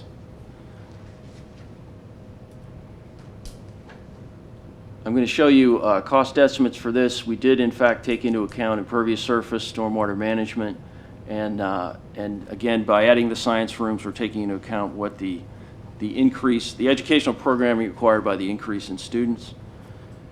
So these are the cost estimates, and they've been revised to show the inclusion of the science rooms. And we did a very careful review on the percentage of soft costs to use in these estimates. I will point out that the temporary construction two-story that you see on the bottom does not include an elevator.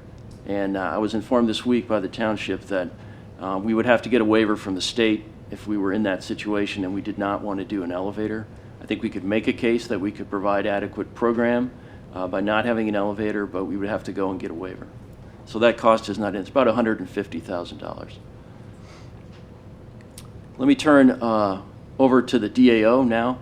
I've showed this earlier, but this indicates the first floor plan of the DAO building. And the highlighted area is area that is already dedicated to the Lower Merion High School. It's the Downs Gym locker rooms and these two classrooms right here. The school is not using these two classrooms, but they've been renovated and they're ready to go. The school does use the gym for scheduled PE classes. And I'm also showing a visitor screening station. If we were to put additional students here, we would establish this to maintain our security. On the second floor, we've identified 5 classrooms that we could make available on short order. Some of these are currently being used as meeting rooms, and these are them here. There are actually a total of 9 on this whole floor. The rest of these are being used as offices. I think we've mentioned this before, that we've maintained the classroom configuration of the building. So if you went into one of these classrooms that's being used for offices, it would still look like a classroom, except it would have 2 or 3 people set up in there. There would be a small office partition that divides them. You would still see a whiteboard or a blackboard. And just to be clear, we are using all of those rooms right now as offices. Right, or meetings. right. Yeah. Offices or meeting space. This is the third floor, and basically all of this would be available, including 4 rooms that we could turn into science rooms. And these, in fact, were science rooms in a previous life. So one of the options we looked at, we're referring to it as option 1, is the full renovation of the second and third floors. I think you recall that when we renovated the DAO building, the HVAC on second and third floor, as well as the third floor group restroom, were bid as alternates, and we did not accept them. So in this case, we would include that in the scope of work, and we would also include the 4 science rooms, which I've designated by an S there. A question. When we look at the numbers, maybe I'm getting too far ahead of myself, but if we did the third alternative with the 60-40, the number of students at Lower Merion, I think it was 1749. If we do I think not, it's 1784. 1784, okay. And then I think the highest number at Harridan was 1606, is that? So I think it was something like, wait, in the same scenario? if we did nothing, if we didn't change. Right, the quote, worst case at Harriton is the status quo. Right, so that, the highest enrollment, based on the projections, I think was 1606. I think you're correct.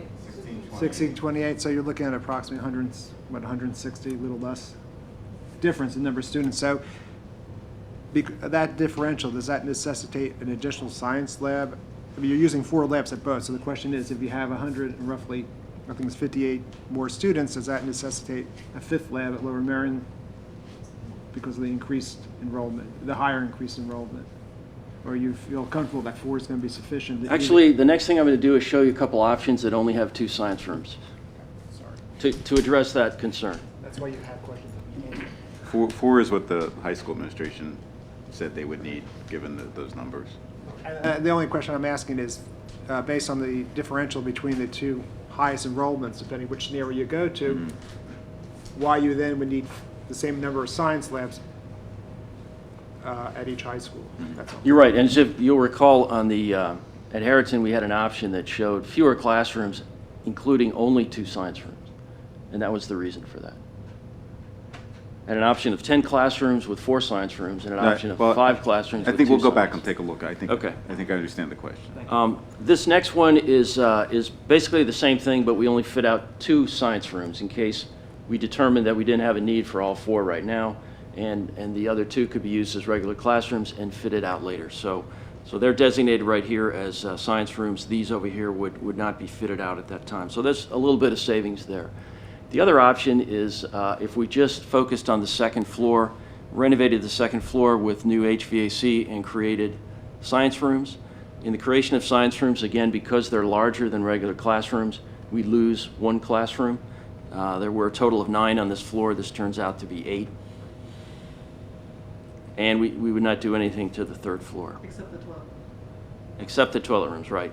The idea here is that the administrators who currently have their offices on the second floor would move to the third floor. And because we'll have those people up there, we are going to have to make these restrooms accessible.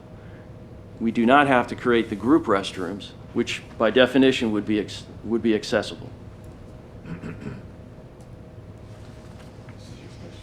So again, these are things we've done already, which you're familiar with. This is what we would have to do just as a recap.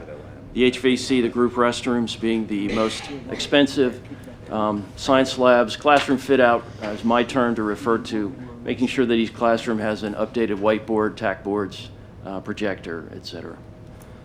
There are some additional code upgrades we've identified when going from this current use to an educational use, but they are minor. Things like making sure we have enough drinking fountains. I got a question. Speaking of changing the building, the doorways, the entries to the DAO are narrow. So now you're going to have a larger volume of people who are going to be coming in and out. And, and I remember the issues that existed at the old Lower Merion. It was, difficult to move around because of the narrow hallways, narrow stairwells. And here now we have narrow doorways. So does any accommodation would need to be done to, because of the increased volume of people coming in and out of that building? Our biggest challenges in the old LM were in the building that was right here, the new wing or whatever it was called, where we had really narrow stairwells. We don't have narrow stairwells or hallways in this building. We have really nice wide hallways, just like the one outside here, and wide stairways. And Pat reviewed the entrance and exit, access and egress with the township. Right, it's my understanding we meet code requirements. I'm looking at the architect here. Our current entrance and exit from the building meets code, and it would meet code in the future. But, So while you're correct that they're not as wide as what we would make today if we're building new. and in terms of accommodating the student flow, I know, okay, it Yeah, meets I code. can't really give you an opinion on that. I can tell you whether it meets code or not. Okay, because the question, do you want to take out the double doors? Can you have a larger single door? So it's, it just seems difficult. It is difficult to get it. It will be difficult to get in and out with the numbers. How many students do you anticipate will be in the building at any one time? At the height? 350, could be 350. So, it just seems like, when people are moving between the new and the old, the new and the DAO. We can certainly Just take a look at remember, that. we've discussed programmatically, administration would recommend that, it'd be a ninth grade I center. understand that, but you're still going to have flow issues. They're going to leave the building at some time, so. They They're will. going to leave all at once, which will make it even more. Well, no, not actually. The ninth grade teams, each team will have a kind of a separate schedule, so it's not that everybody will be going, over to the other building at the same time. So there will be blocks of time that are scheduled in this building for the major subjects, and then the other, basically half of the day, will be in the main building. But it's not that all 350 will be coming in and going out, except that in the morning when, kids arrive at school, some percentage of the 350 would be here in the first period. Not 100%, but some percentage. Well, we have plenty of people on site who lived in this building when it was a building for school students, and so they would have a good perception as to how crowded the stairwells. Because my recollection, and I could be wrong about this, but that front stairwell was dangerous, as I recall, because of the kids wearing their backpacks. They would turn and kids were getting knocked around. So I could be wrong about that. That could have been the other stairwells. But we had Dr. people. Maisey is the one that lived in that building with 1,600 kids. So, were these stairwells problematic, or? I can't recall if those particular stairwells were problematic, but I think that in that building where we were students, the hallways those could be very congested. In addition to whatever else they carry with them throughout the course of the day. I mean, I'm just saying it's worth having a conversation with a couple people whose classrooms were on the ends or whatever, and just to get anecdotal. Yeah, depending on the stairwell, depending on the traffic flow, there were certain stairwells that were more crowded than others. I just can't recall if that one was one of those particular high flow. Right, but now we're talking about the majority of the students going up and down that particular stairwell. Yeah. Because that's, so, I Yes, mean, you're right. we're also talking about directing almost all the flow, because the alternative is to come all the way down this hallway and out this way, which then gets to be a management issue. So I'm just throwing it out there as something to think about. No, you're correct. And before we move on, does a cost estimate for this building include the installation of lockers? I'm going to assume we need more lockers since we have more students. No, I don't believe it does, because we have the But lockers. it includes refurbishing the lockers that exist. There are quite a few lockers in this building now. Yeah. Okay. We didn't remove lockers on the second and third floor. Right, so we would make sure we had enough lockers. So back to the cost estimate here.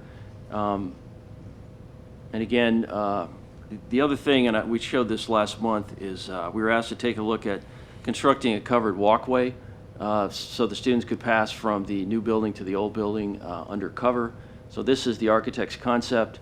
Again, it looks pretty elaborate, but we need to keep in mind that the DAO building is a Class 1 historic resource. When the new building was built, we had to get permission from the Historic Commission, and we had to show that the new building would not detract from the historic resource. So the architect's challenge was to come up with something that would link the two buildings and, again, not detract from the historic resource. So here's a couple of different shots, just architect's concept view. And this is an overhead shot with a cost estimate. So here's what I'll call a side-by-side comparison of the cost. So Pat, so that was excluded from the cost you just showed? But it's included in these costs. Okay, and so is administration recommending that addition if we use the A building for the? Yes, we're recommending a covered walkway. Okay, thank you. I don't know that we would say that's the covered walkway in the final design, because we just asked for a concept. So here's a comparison of the total cost for the options, or the scenarios rather. So again, the first scenario is the status quo, no change in attendance areas. And you can see that creating the permanent classrooms at Harriton and permanent classrooms in the DAO would be a total of about $10.5 million. If we went with the temporary at Harriton, it is correspondingly lower, about 7.2, say. The second scenario is, again, where the board would choose to implement expanded choice. The students would split themselves 50%, 50%, and you can see what the values are there. If we're looking at permanent construction, just under $9 million. If we're looking at temporary construction at Harriton, just over $7 million. And then the last scenario is one where, again, the board would implement expanded choice. The students would separate themselves 40% to Harriton, 60% to Lower Merion.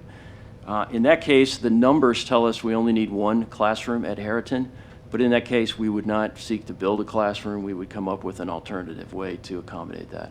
So it shows zero cost at Harriton, and then the cost for this is the highest cost. This is for the full-up renovation at Lower Merion High School. Now, it provides a lot more than 16 classrooms, but it meets the requirement for 16. Question? You said it provides more than 16 classrooms? How many? That's dependent on how many offices we remove. So my question first, in information that we were provided before, it had 7 classrooms at under scenario 1. Now you have 8 with the same cost. That's based on the BC adjustment. Yeah, but with the, So which is the 7 to 8's now correct? I guess I'm confused. It's the same price for 7 or 8 classrooms. I don't think it is the same price. Well, you have 7 here at 3.11. If you go back a slide, what do you have for 8? Okay, that's your, right here. 7 classrooms, 3. Good. You can go back a slide. Yeah. No, right. So you have 8 at the same price that you had 7. So I guess I'm. Yeah, the idea with that is we'd renovate the entire second floor. And that would give you 8 classrooms, would give you 7 classrooms, whatever. I So mean, the you're- biggest so- cost there is the HVAC. I don't think it would make sense to renovate everything except one room. So if I'm looking at the cost, and for, I guess now 8 classrooms, it's 3.11, and then your second scenario, or I guess the third one where you have, I've got the number 13, it's only, 13 under scenario 2 is roughly 4.2 million, and then it's, for 14, it's 4.6. So if I do my math, this per classroom is far greater under scenario 1. Now, I guess you're going to say because you're doing the HVAC, and therefore that, regardless of which scenario 1, 2, or 3 you're using, and that's what is the lion's share of the cost. That's correct. The scenario, the option 3 that we talked about, which, I'm sorry. The 3.1 is only HVAC on the second floor. Yeah, that's just second floor. A renovation of second floor with HVAC. So right now we have 2, possibly 3 classrooms we have definitely 2 classrooms on the first floor, and there's some indication that there's an office that could be used for a classroom, I think. Did I misunderstand? No, there are 2 classrooms available on the first floor now. So that all we would then need is 5 classrooms on the second floor. Well, I'm looking at this prior, so it's 6 now. 6 on the second floor. It's not 7 classrooms. Do we need 7 or 8? I guess that's the first question. We need 8 by the calculation. Okay, because the BC indicates more kids are coming here than you originally anticipated. You thought more kids would opt to go to Harridan, therefore the number is greater at Elwell. Yeah, as a result? using the latest adjustment to account for the BC, we do end up with more kids at Lower Merion. So under scenario 1, where the additions added on to Harridan, and then you need to add some classroom space at Lower Merion, of those, I guess now 8 classrooms, how many science labs do you then need at Lower Merion? We would need 2, and so this alternative includes 2 science rooms. And currently on the second floor, they have window units for air conditioning? Yes. Okay. And they have, for heating, they have univents that date back to the 60s. Okay, but they do have heating and air conditioning. If you didn't utilize the third floor, the need to redo the entire HVAC in the building may not be... That's correct. We could only do the second floor, and that's what this number reflects. Okay. In terms of... Wait, okay. Go ahead. Never mind. In terms of moving staff, under each scenario, how many staff will need to be moved, and do we have space for them someplace? Or are we going to have, I mean, like, what is the plan for the staff if we have to move them out? Are you talking about central office staff? Mm-hmm. So if the board elects to maintain our current boundaries and we need to use the second floor, we would move the staff to the third floor. Mm-hmm. Okay, so that one's easy. If we're using parts of the third floor, there are 2 things that would need to happen. One is that in some of the classroom spaces that are available to us still, we would double up and add some people back in. So where we have 2 people sharing a classroom space, we'd make it 3 and consolidate back. We had smaller spaces before, as you know, and we appreciate having the space that we have, but we would push everything back in. We would have to remove the meeting room spaces that we have. Not this one. This meeting room space we use a lot when the board is not using it. But on the second floor, we have a double classroom, 264A and B, that's booked solid every day and well past dinner time. So we would have to remove that and have no on-site meeting space, which means we have to go back and find spaces in buildings to use. It's a little difficult for us. Because this is a whole lot better having that space available. So we would still have some conference rooms and some other things we need, but we couldn't do 30 people in for a meeting or 40 people in for a meeting, or sometimes after school we have more than 100 people here in the building using this room and using the rooms upstairs. So we'd be a little more constrained in that, but we've lived there before. We would have to do that. So we would keep whatever we could keep in terms of offices, consolidate what we could. We would move food service over to Rock Hill Road where there is some existing space where we had central registration. And we would look at, putting more people in some places that we had used as offices or kind of cubicle offices, like over on Rock Hill Road. There's some bigger space and technology that we use for meetings now. If we had to put some cubicles in there and have it as workspace, we would. It's been done in the past. So we would see what we could move to Rock Hill Road and consolidate offices as best we could. If we didn't have room for a given person or two, we would just think about, well, what could we put anywhere else in the district and look around for any other spaces that might be available. There's not a lot, so we would try to use here and Rock Hill Road, and there is a little bit of space at Rock Hill Road. So if you look at this option, which is to renovate both floors and create 4 science rooms, there are more classrooms here than what the option requires. We need 16, and we still have 2 on the first floor, so that would be 14. So you could, in fact, some of these rooms could remain as offices for administrators. And I'm sure the superintendent would want to designate it off, in a specific area where it would not interfere with the flow of student traffic.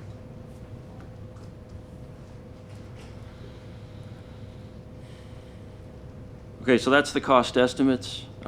Taking a look at how the classroom requirements play out over time. One last thing, that's not the complete cost estimate. There's going to be additional associated costs once we find out what's required for parking, for traffic with each site. So these are just... That's correct. Okay. Yeah, that's classrooms only.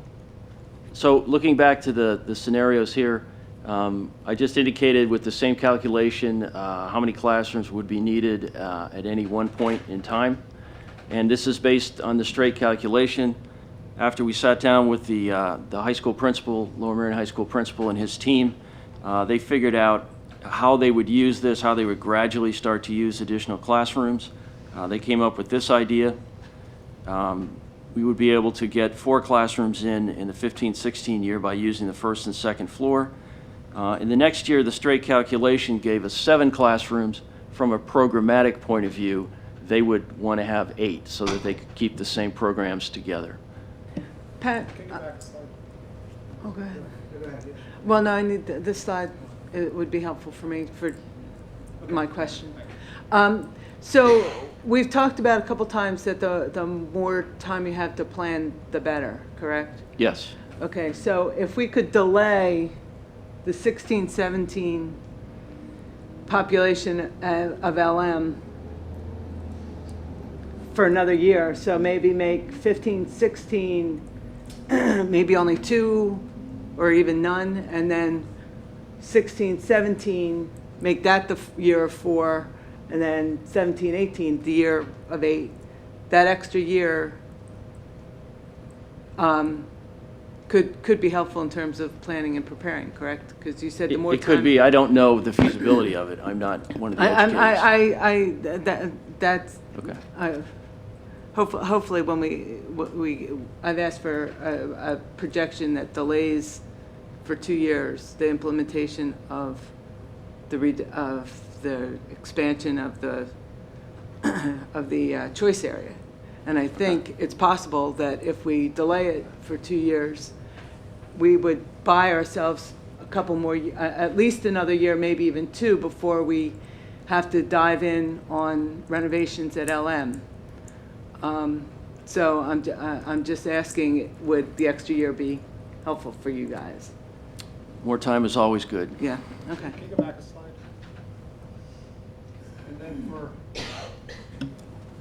And then for Howard, and I think you said this building can be configured to accommodate 1,400 students. So in terms we of believe finding each high school could accommodate 14. Right, so in terms of the additional classrooms under scenario 1,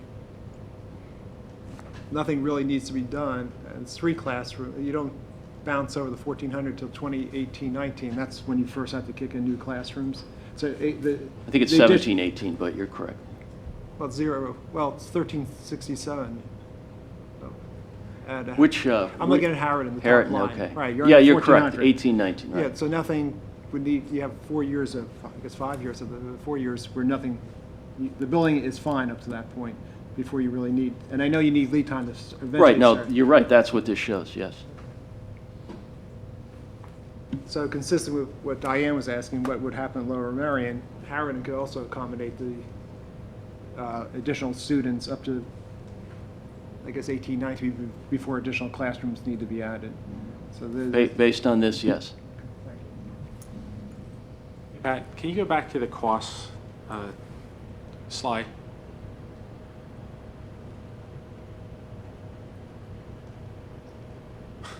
Okay, there we go.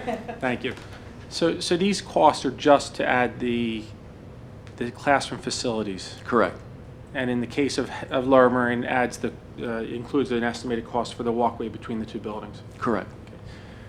So you might be getting to, and if that's the case, I'll stop and wait for your presentation. But are you going to get to site impacts? I'm going to talk about parking and traffic. Okay. How about bus? You know, keeping buses on site, moving them, that kind of thing. I'm going to mention that too. Okay. I'll hold my question till then. But these costs don't include any. That's correct. These Any are costs that might be strictly related to those? classroom costs. Okay. Right.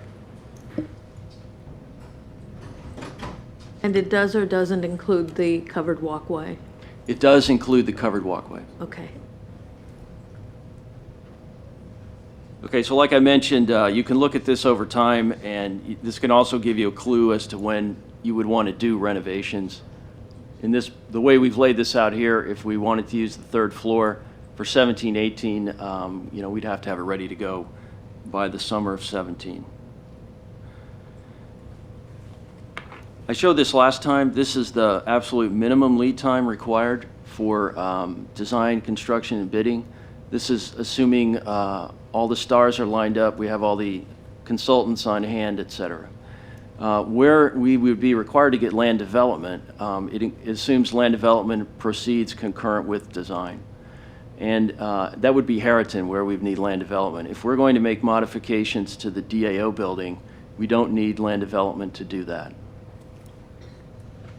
If we just put a second floor on Harridan, we would need land development? The options we've showed you increases the building's footprint, and it would require land development For both or for one? for Harridan. So I'm going to talk about parking and traffic. And again, I want to emphasize that it's the township who will have the final decision on how much parking we have here or what we have to do to ameliorate any problems with traffic. We are finalizing the studies now. I'm going to give you the preliminary results. I don't have any detailed information to show you. I can try to answer some questions. I'm planning on having our traffic engineer, Frank Tavani, at the board meeting Monday night with a detailed presentation of what he's found. The conclusions that he's come to do include the future growth, and we've looked at the worst case for each high school. In the case of Harridan, if you'll recall the projections, that's the status quo scenario. In the case of LM, it's scenario number 3. And then as well, it accounts for background growth within the community. So let's talk about parking at Harridan. Based on Frank's surveys of the parking, surplus exists now. And his view is that the existing surplus would accommodate up to 1,450 students. And if we go to the worst case of 1628, removing buses from the site would accommodate that. We have 25 buses stored at Harridan, so if we remove those buses, we gain parking spaces. I think it's roughly 43. On top of that, we gain back the parking spaces that are taken up by the drivers and the aides who drive those buses. So it's in roughly 74, 75 spaces. Pat, I think it's important to understand, what does accommodate mean? Accommodate means that based on the way we're using the parking now, this is Frank's field observations, and growing those observations to the future based on a % increase that corresponds to the worst case. I think in this case it's a 38% increase. We would, if you kept increasing like that, you have the capability to handle up to 1,628 students. I'm sorry, 1,450. And then if you were to create the additional 74 spaces by removing buses, you could accommodate up to the 1628, which is the worst case. Okay, unless you didn't, quote unquote, accommodate under those terms and you just reduced student parking. Well, here's the thing, and this is the last bullet. We reviewed this with township staff on Tuesday. There is a difference between what you can convince the commissioners is adequate parking and what the zoning code requires. And I'm going to go back to the approval for Heriton High School way back when. The zoning code requires 1 parking space for every staff and faculty. That makes sense. It requires 1 visitor space for every 25 students. And then it requires 1.5 parking spaces for every 2 students of driving age. And if you calculate that out, it turns out to be a lot more parking than what we have at Heriton now. So what we were able to do back in the 05 timeframe is, again, do empirical observations, because we did have student parking, and we were able to show that we were using parking at a certain rate per 100 students, and the number was 21.4. So for every 100 students, 21.4 parking spaces were needed. Is it students who can drive or total? Total students. So, I mean, it's a simple calculation. The number of parking spaces taken up by students divided by student population, it's 0.214. That's the number I always remember. But if you want to think of it on per 100 students, it's 21.4 spaces. So we were able to show that if we projected that same ratio forward for the new student population of 1250, we would have to provide X parking spaces, and they did accept that. And in addition, Frank did an analysis of the visitor logs, and we got a little bit of relief from the visitor parking requirement. So if we use the same logic here, which is what he does, he comes up with these conclusions that we can handle the additional students, and that assumes that the faculty and the visitor grows along with that. And then when we get to the point where we have 1,450 students, in order to create more parking, one way we could do that is to remove the buses.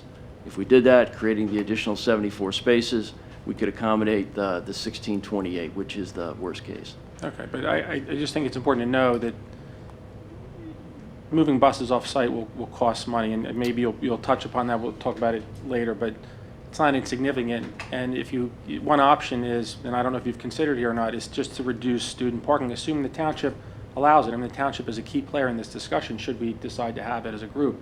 But if you reduce that, then there's a dollar ramification to this, and it's not positive. And the additional costs are just not land acquisition, it's also operating costs, additional operating costs to the budget. Depending upon where they're located. Even if the board takes the position that the boundaries are the boundaries, and we go with the scenario 1 option of building at both, building at Harriton and renovating here, we still end up with a bus issue or a parking issue if the buses stay. And you're correct, it will cost money. But in addition to the buses we have today, with the student enrollment growth, we're probably adding another 20 buses. And so we don't have a place right now to put 20 buses. There's the possibility that we could contract out for the additional busing. That's a possibility. But it's also the possibility that that's really not an option, and we have to find a place for at least 20 buses. So if we're finding a place for 20 buses, we might be also looking to see what might be available for removing all the buses from the LM site and removing all the buses from the Harriton site. And right now, in terms of where the buses are located, the majority of the buses are located at that end of the township. So if the heavens smiled upon us somehow, and there was a way that more buses could be over on this side of the township or near this side of the township, that would probably not add to the operating costs if we were that fortunate. Good. But just one other point that I want to make, and these estimates are based upon the highest estimated population in the district, and I understand that you always have to look to that for planning purposes, but none of us here today knows whether that will reach that amount. They're the most unreliable years of the population study. We've always been told that 5 years out, you have a good shot, but beyond 5 years, you're throwing darts at a wall. It's very important to note that when we're talking about the dollars that might be involved in mixing around and moving buses and planning something 9 years ahead of time. And, the experience shows, and past, experience doesn't mean that'll happen again, but that the population of the district, student population fluctuates wildly, up and down. At one time, Harriton was almost closed. It had 500 plus students for 4 grades. So we just have to keep that in mind when we talk about these different scenarios. In regard to the acquisition of another parcel of land for buses, I've been on the board long enough and looked for locations for many years. And, but for Matson Ford, we always came up short. We could never find anything. A lot of people don't want our buses. We're told that on many occasions. So, within the township, the options are limited at best. So what happens if, and I don't want to see the board We settle. really don't see anything in the township. Right. So I don't want the board settling for something because it's the least worst, because that's the wrong basis for making the decision for purchasing a parcel of land for buses. So in the situation where no properties found to move buses, and therefore they need to remain at Harriton and Lower Merion, what then happens to these sites for parking? Does that trigger a parking garage? And if that's the case, are we going to be presented with cost estimates in terms of what it would cost to construct such a structure? And does one need to be built at both locations, depending on which scenario we take, or because of the limited the constraints here, is it needed here but may not be needed at Harriton? Yes. No, Yes, maybe, I don't know. Oh, pretty much yes. If there's nowhere to move the buses, most assuredly here we're talking about some type of parking garage. And even with moving the buses, the possibility exists that we would be required to have some type of parking garage.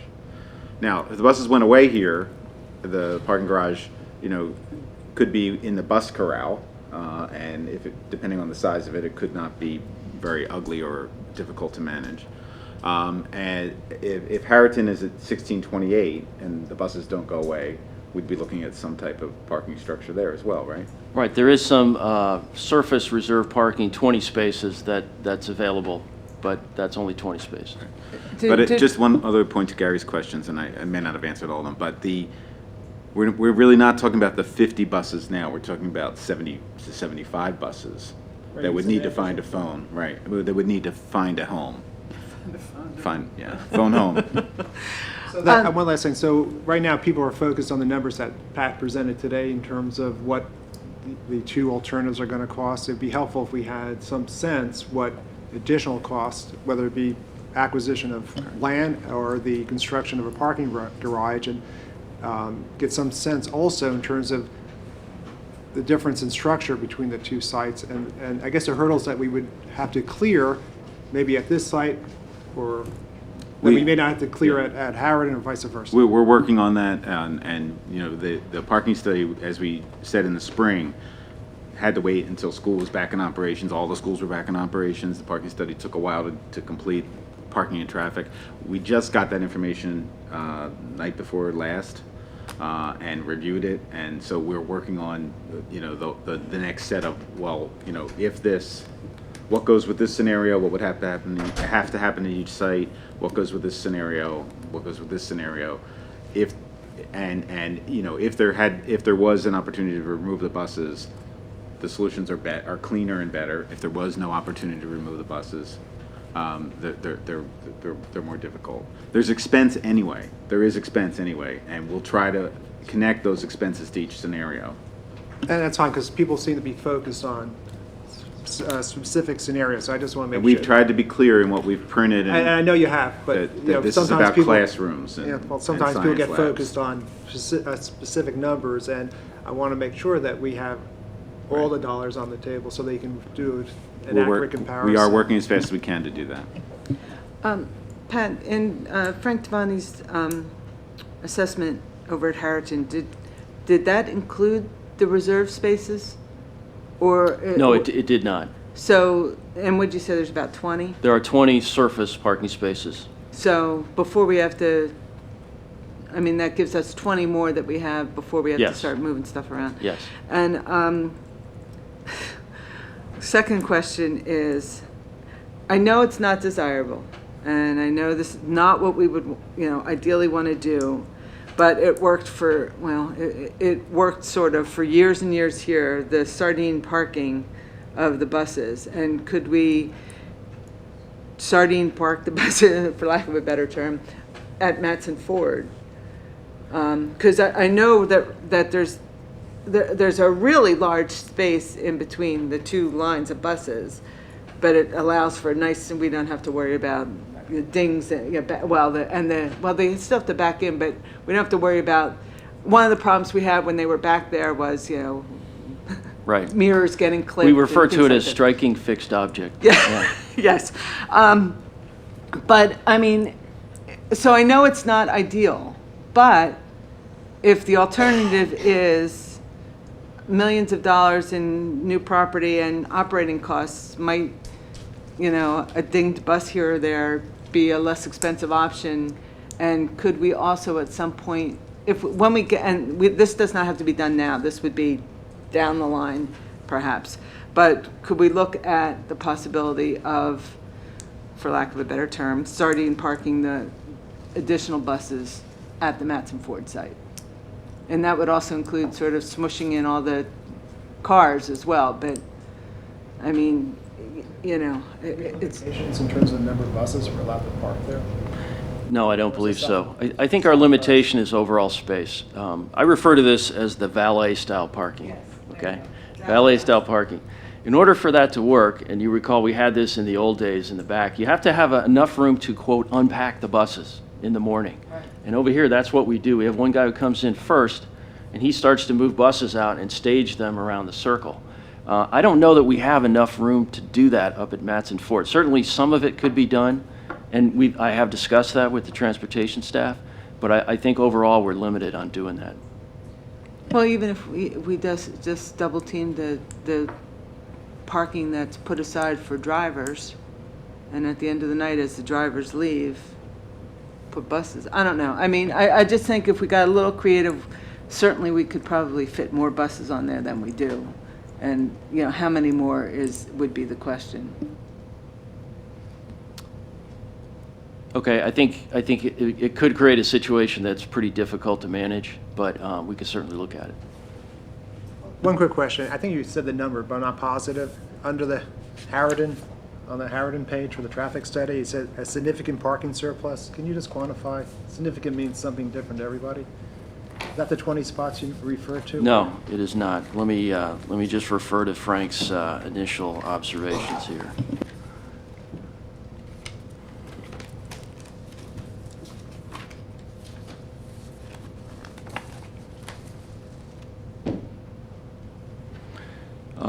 As an aggregate of the observations he made, and again, he'll be making additional observations, he came up with a figure of 94. This is Harridan. The same thing exists at Lower Merion. He uses the word some parking, which seems to be smaller than significant. So how many spots is because there's some surplus at LM. Yes, that surplus is 65. Okay. And that was a number that surprised me as well. And his definition is surplus. I guess I can ask, but it's what the hell. Surplus means what in his mind? Well, He will be here Monday, right? right. And he basically walks around, does an observation, figures out how many cars are here and how many empty spaces there are. And he did that on 2 days. And he basically took a combination of the worst case. So he ended up with a theoretical day that was the worst case. Based on that, he had 65. And I hate to throw this out there, but there's more student drivers in the spring than there are in the fall. Yeah, let me just address that for a minute. Frank did all this research. Right now at Harridan, there are 223 permits issued, and it's basically unconstrained. Whoever was willing to pony up was able to do it. And what he finds based on his observations is that there's just a little bit less than that on any given day, which I guess makes sense. At Lower Merion, there were 126 applications, only 88 were given out. Okay, so there's an unmet demand there, if you will, and so we're using 88 right now. The measure that I think about as to whether that's successful or not is whether that causes the unmet demand to start parking in the neighborhood. You'll all recall the issues we had with students parking in the neighborhood. And to our knowledge, it has not caused that problem. So we're discovering a little bit of flexibility in there. I think a lot of it's attributed to the fact that we have a new building, and it's much more inconvenient for students to leave and try to move their cars because what's around here is 2-hour parking. So we're not getting the complaints about students parking in the neighborhood, even with that unmet demand.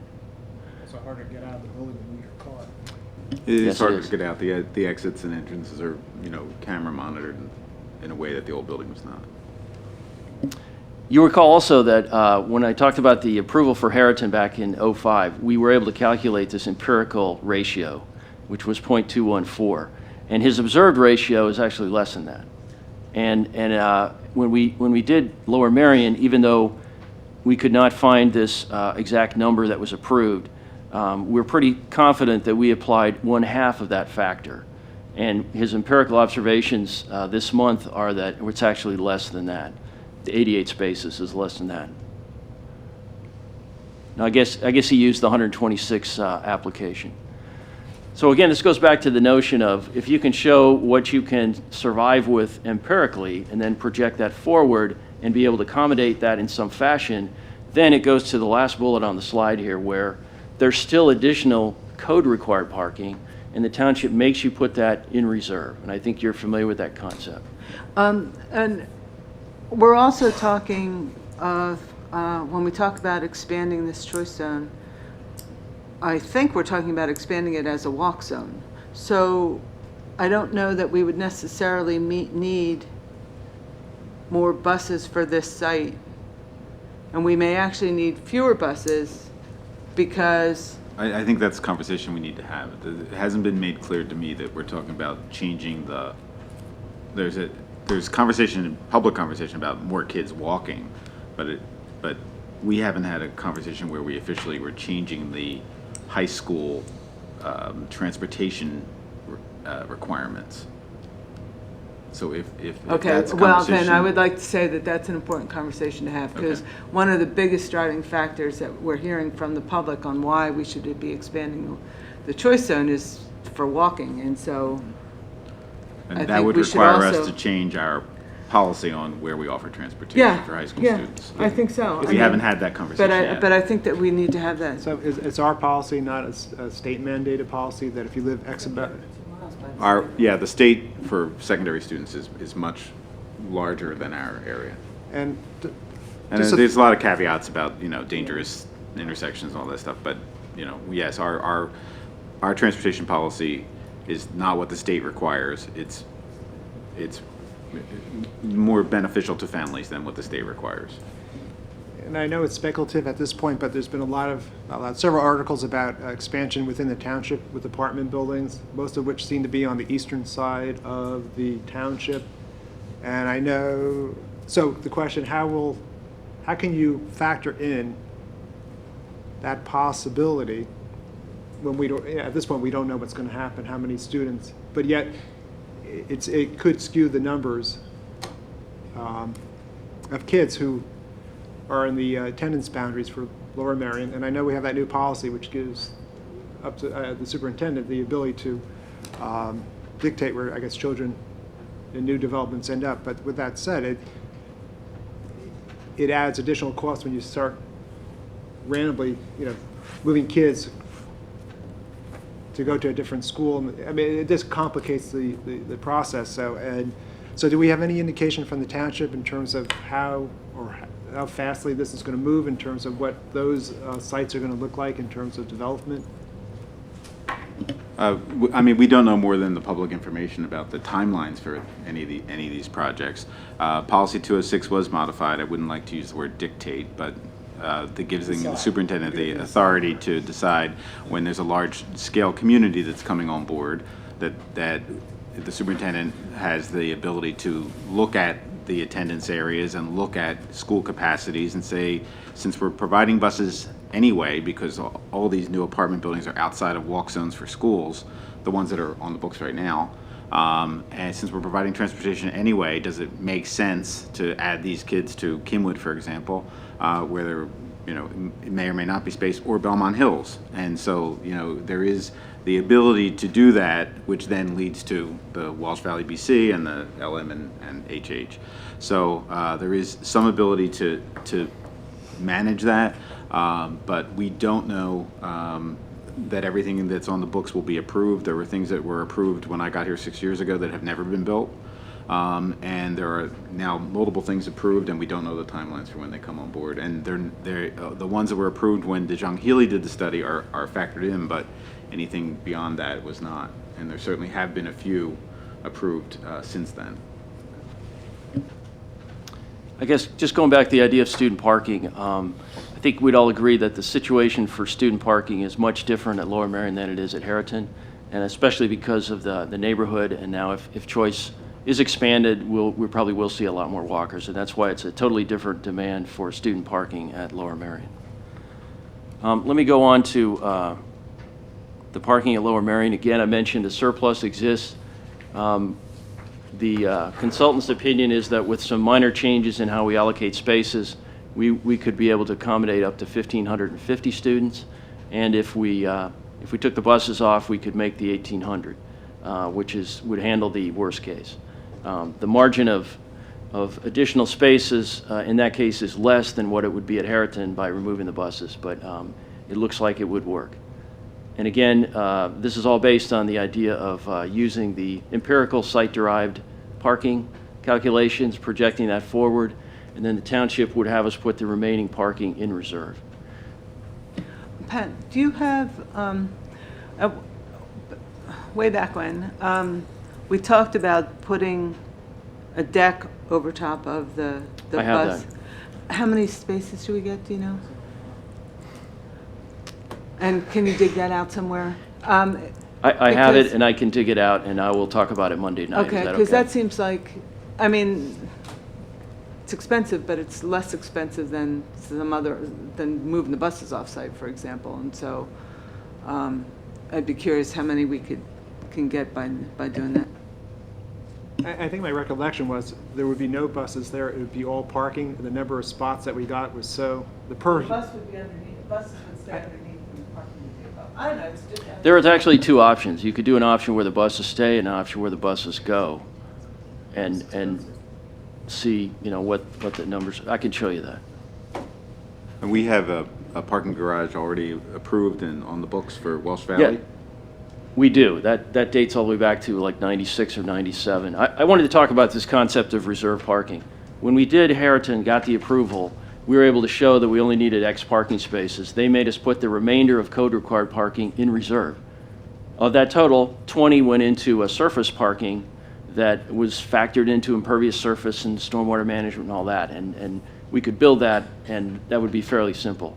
The remainder of it went into what I'll call a theoretical parking deck that went on top of the existing large west parking lot at Harriton. So it's a square on the map that represents a place to put additional cars that have been approved to be placed in reserve. We in fact have that at Welsh Valley. There's a square, and it says multi-level parking deck, 406 cars. Okay, so we would probably end up with something like that on this site, where even if we didn't construct a real parking deck, we would have to indicate what we would do with the code required parking in terms of a structure. And on this site, you don't have any other choices but to go with structures, and it may in fact be multi-level. But again, it's what I would call theoretical. somewhere along the way, we got a discussion about parking alternatives, and I think maybe it was a memo from you. One was taking away a field and putting parking, which it's not ideal, far from ideal. Has the administration looked at that and what the cost would be? We would not recommend, Yeah. I mean, it would create so many other challenges for us and so many other expenses for us that we would really not go to that option. And that was given to you by us as, kind of what's the worst case scenario that we might expect in terms of parking, because people wanted an idea. And To show different alternatives.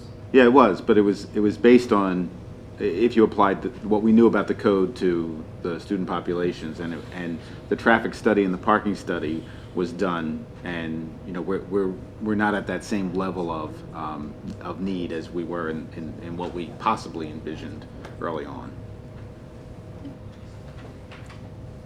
Okay, so just a word about traffic. We talked about parking. Traffic is one of these things, again, where Frank goes out, has his people make all these observations. He's able to put the observations into his software package, which is the approved PennDOT software package. He can come up with the existing conditions, mostly looking at intersections, key intersections around the two schools. And then he can project that forward, again, based on student enrollment and based on background growth in the community. And so in both cases, the worst case, he shows that the existing road network is adequate.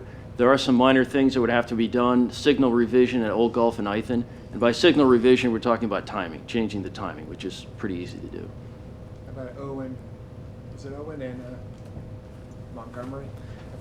The problem at Lower Merion turns out to be the traffic light right in front of the school. Oh. That in the afternoon dismissal time, the level of service at the intersection, and that level of service is a term that the traffic engineers use to describe how well an intersection is working. It degrades for the traffic going eastbound on Montgomery Avenue. So there's some question as to whether that's significant because it occurs for such a short period of time. All their analysis is done on peak hour. This happens for 15 minutes maybe. We have not yet had a chance to talk to the Pannoni traffic engineer, who is the township's traffic engineer. Frank's doing that tomorrow. So we'll get a better idea of what sort of mitigations we would have to do there. Okay, it says LMHS, but it still says Old Gulf and Ithan.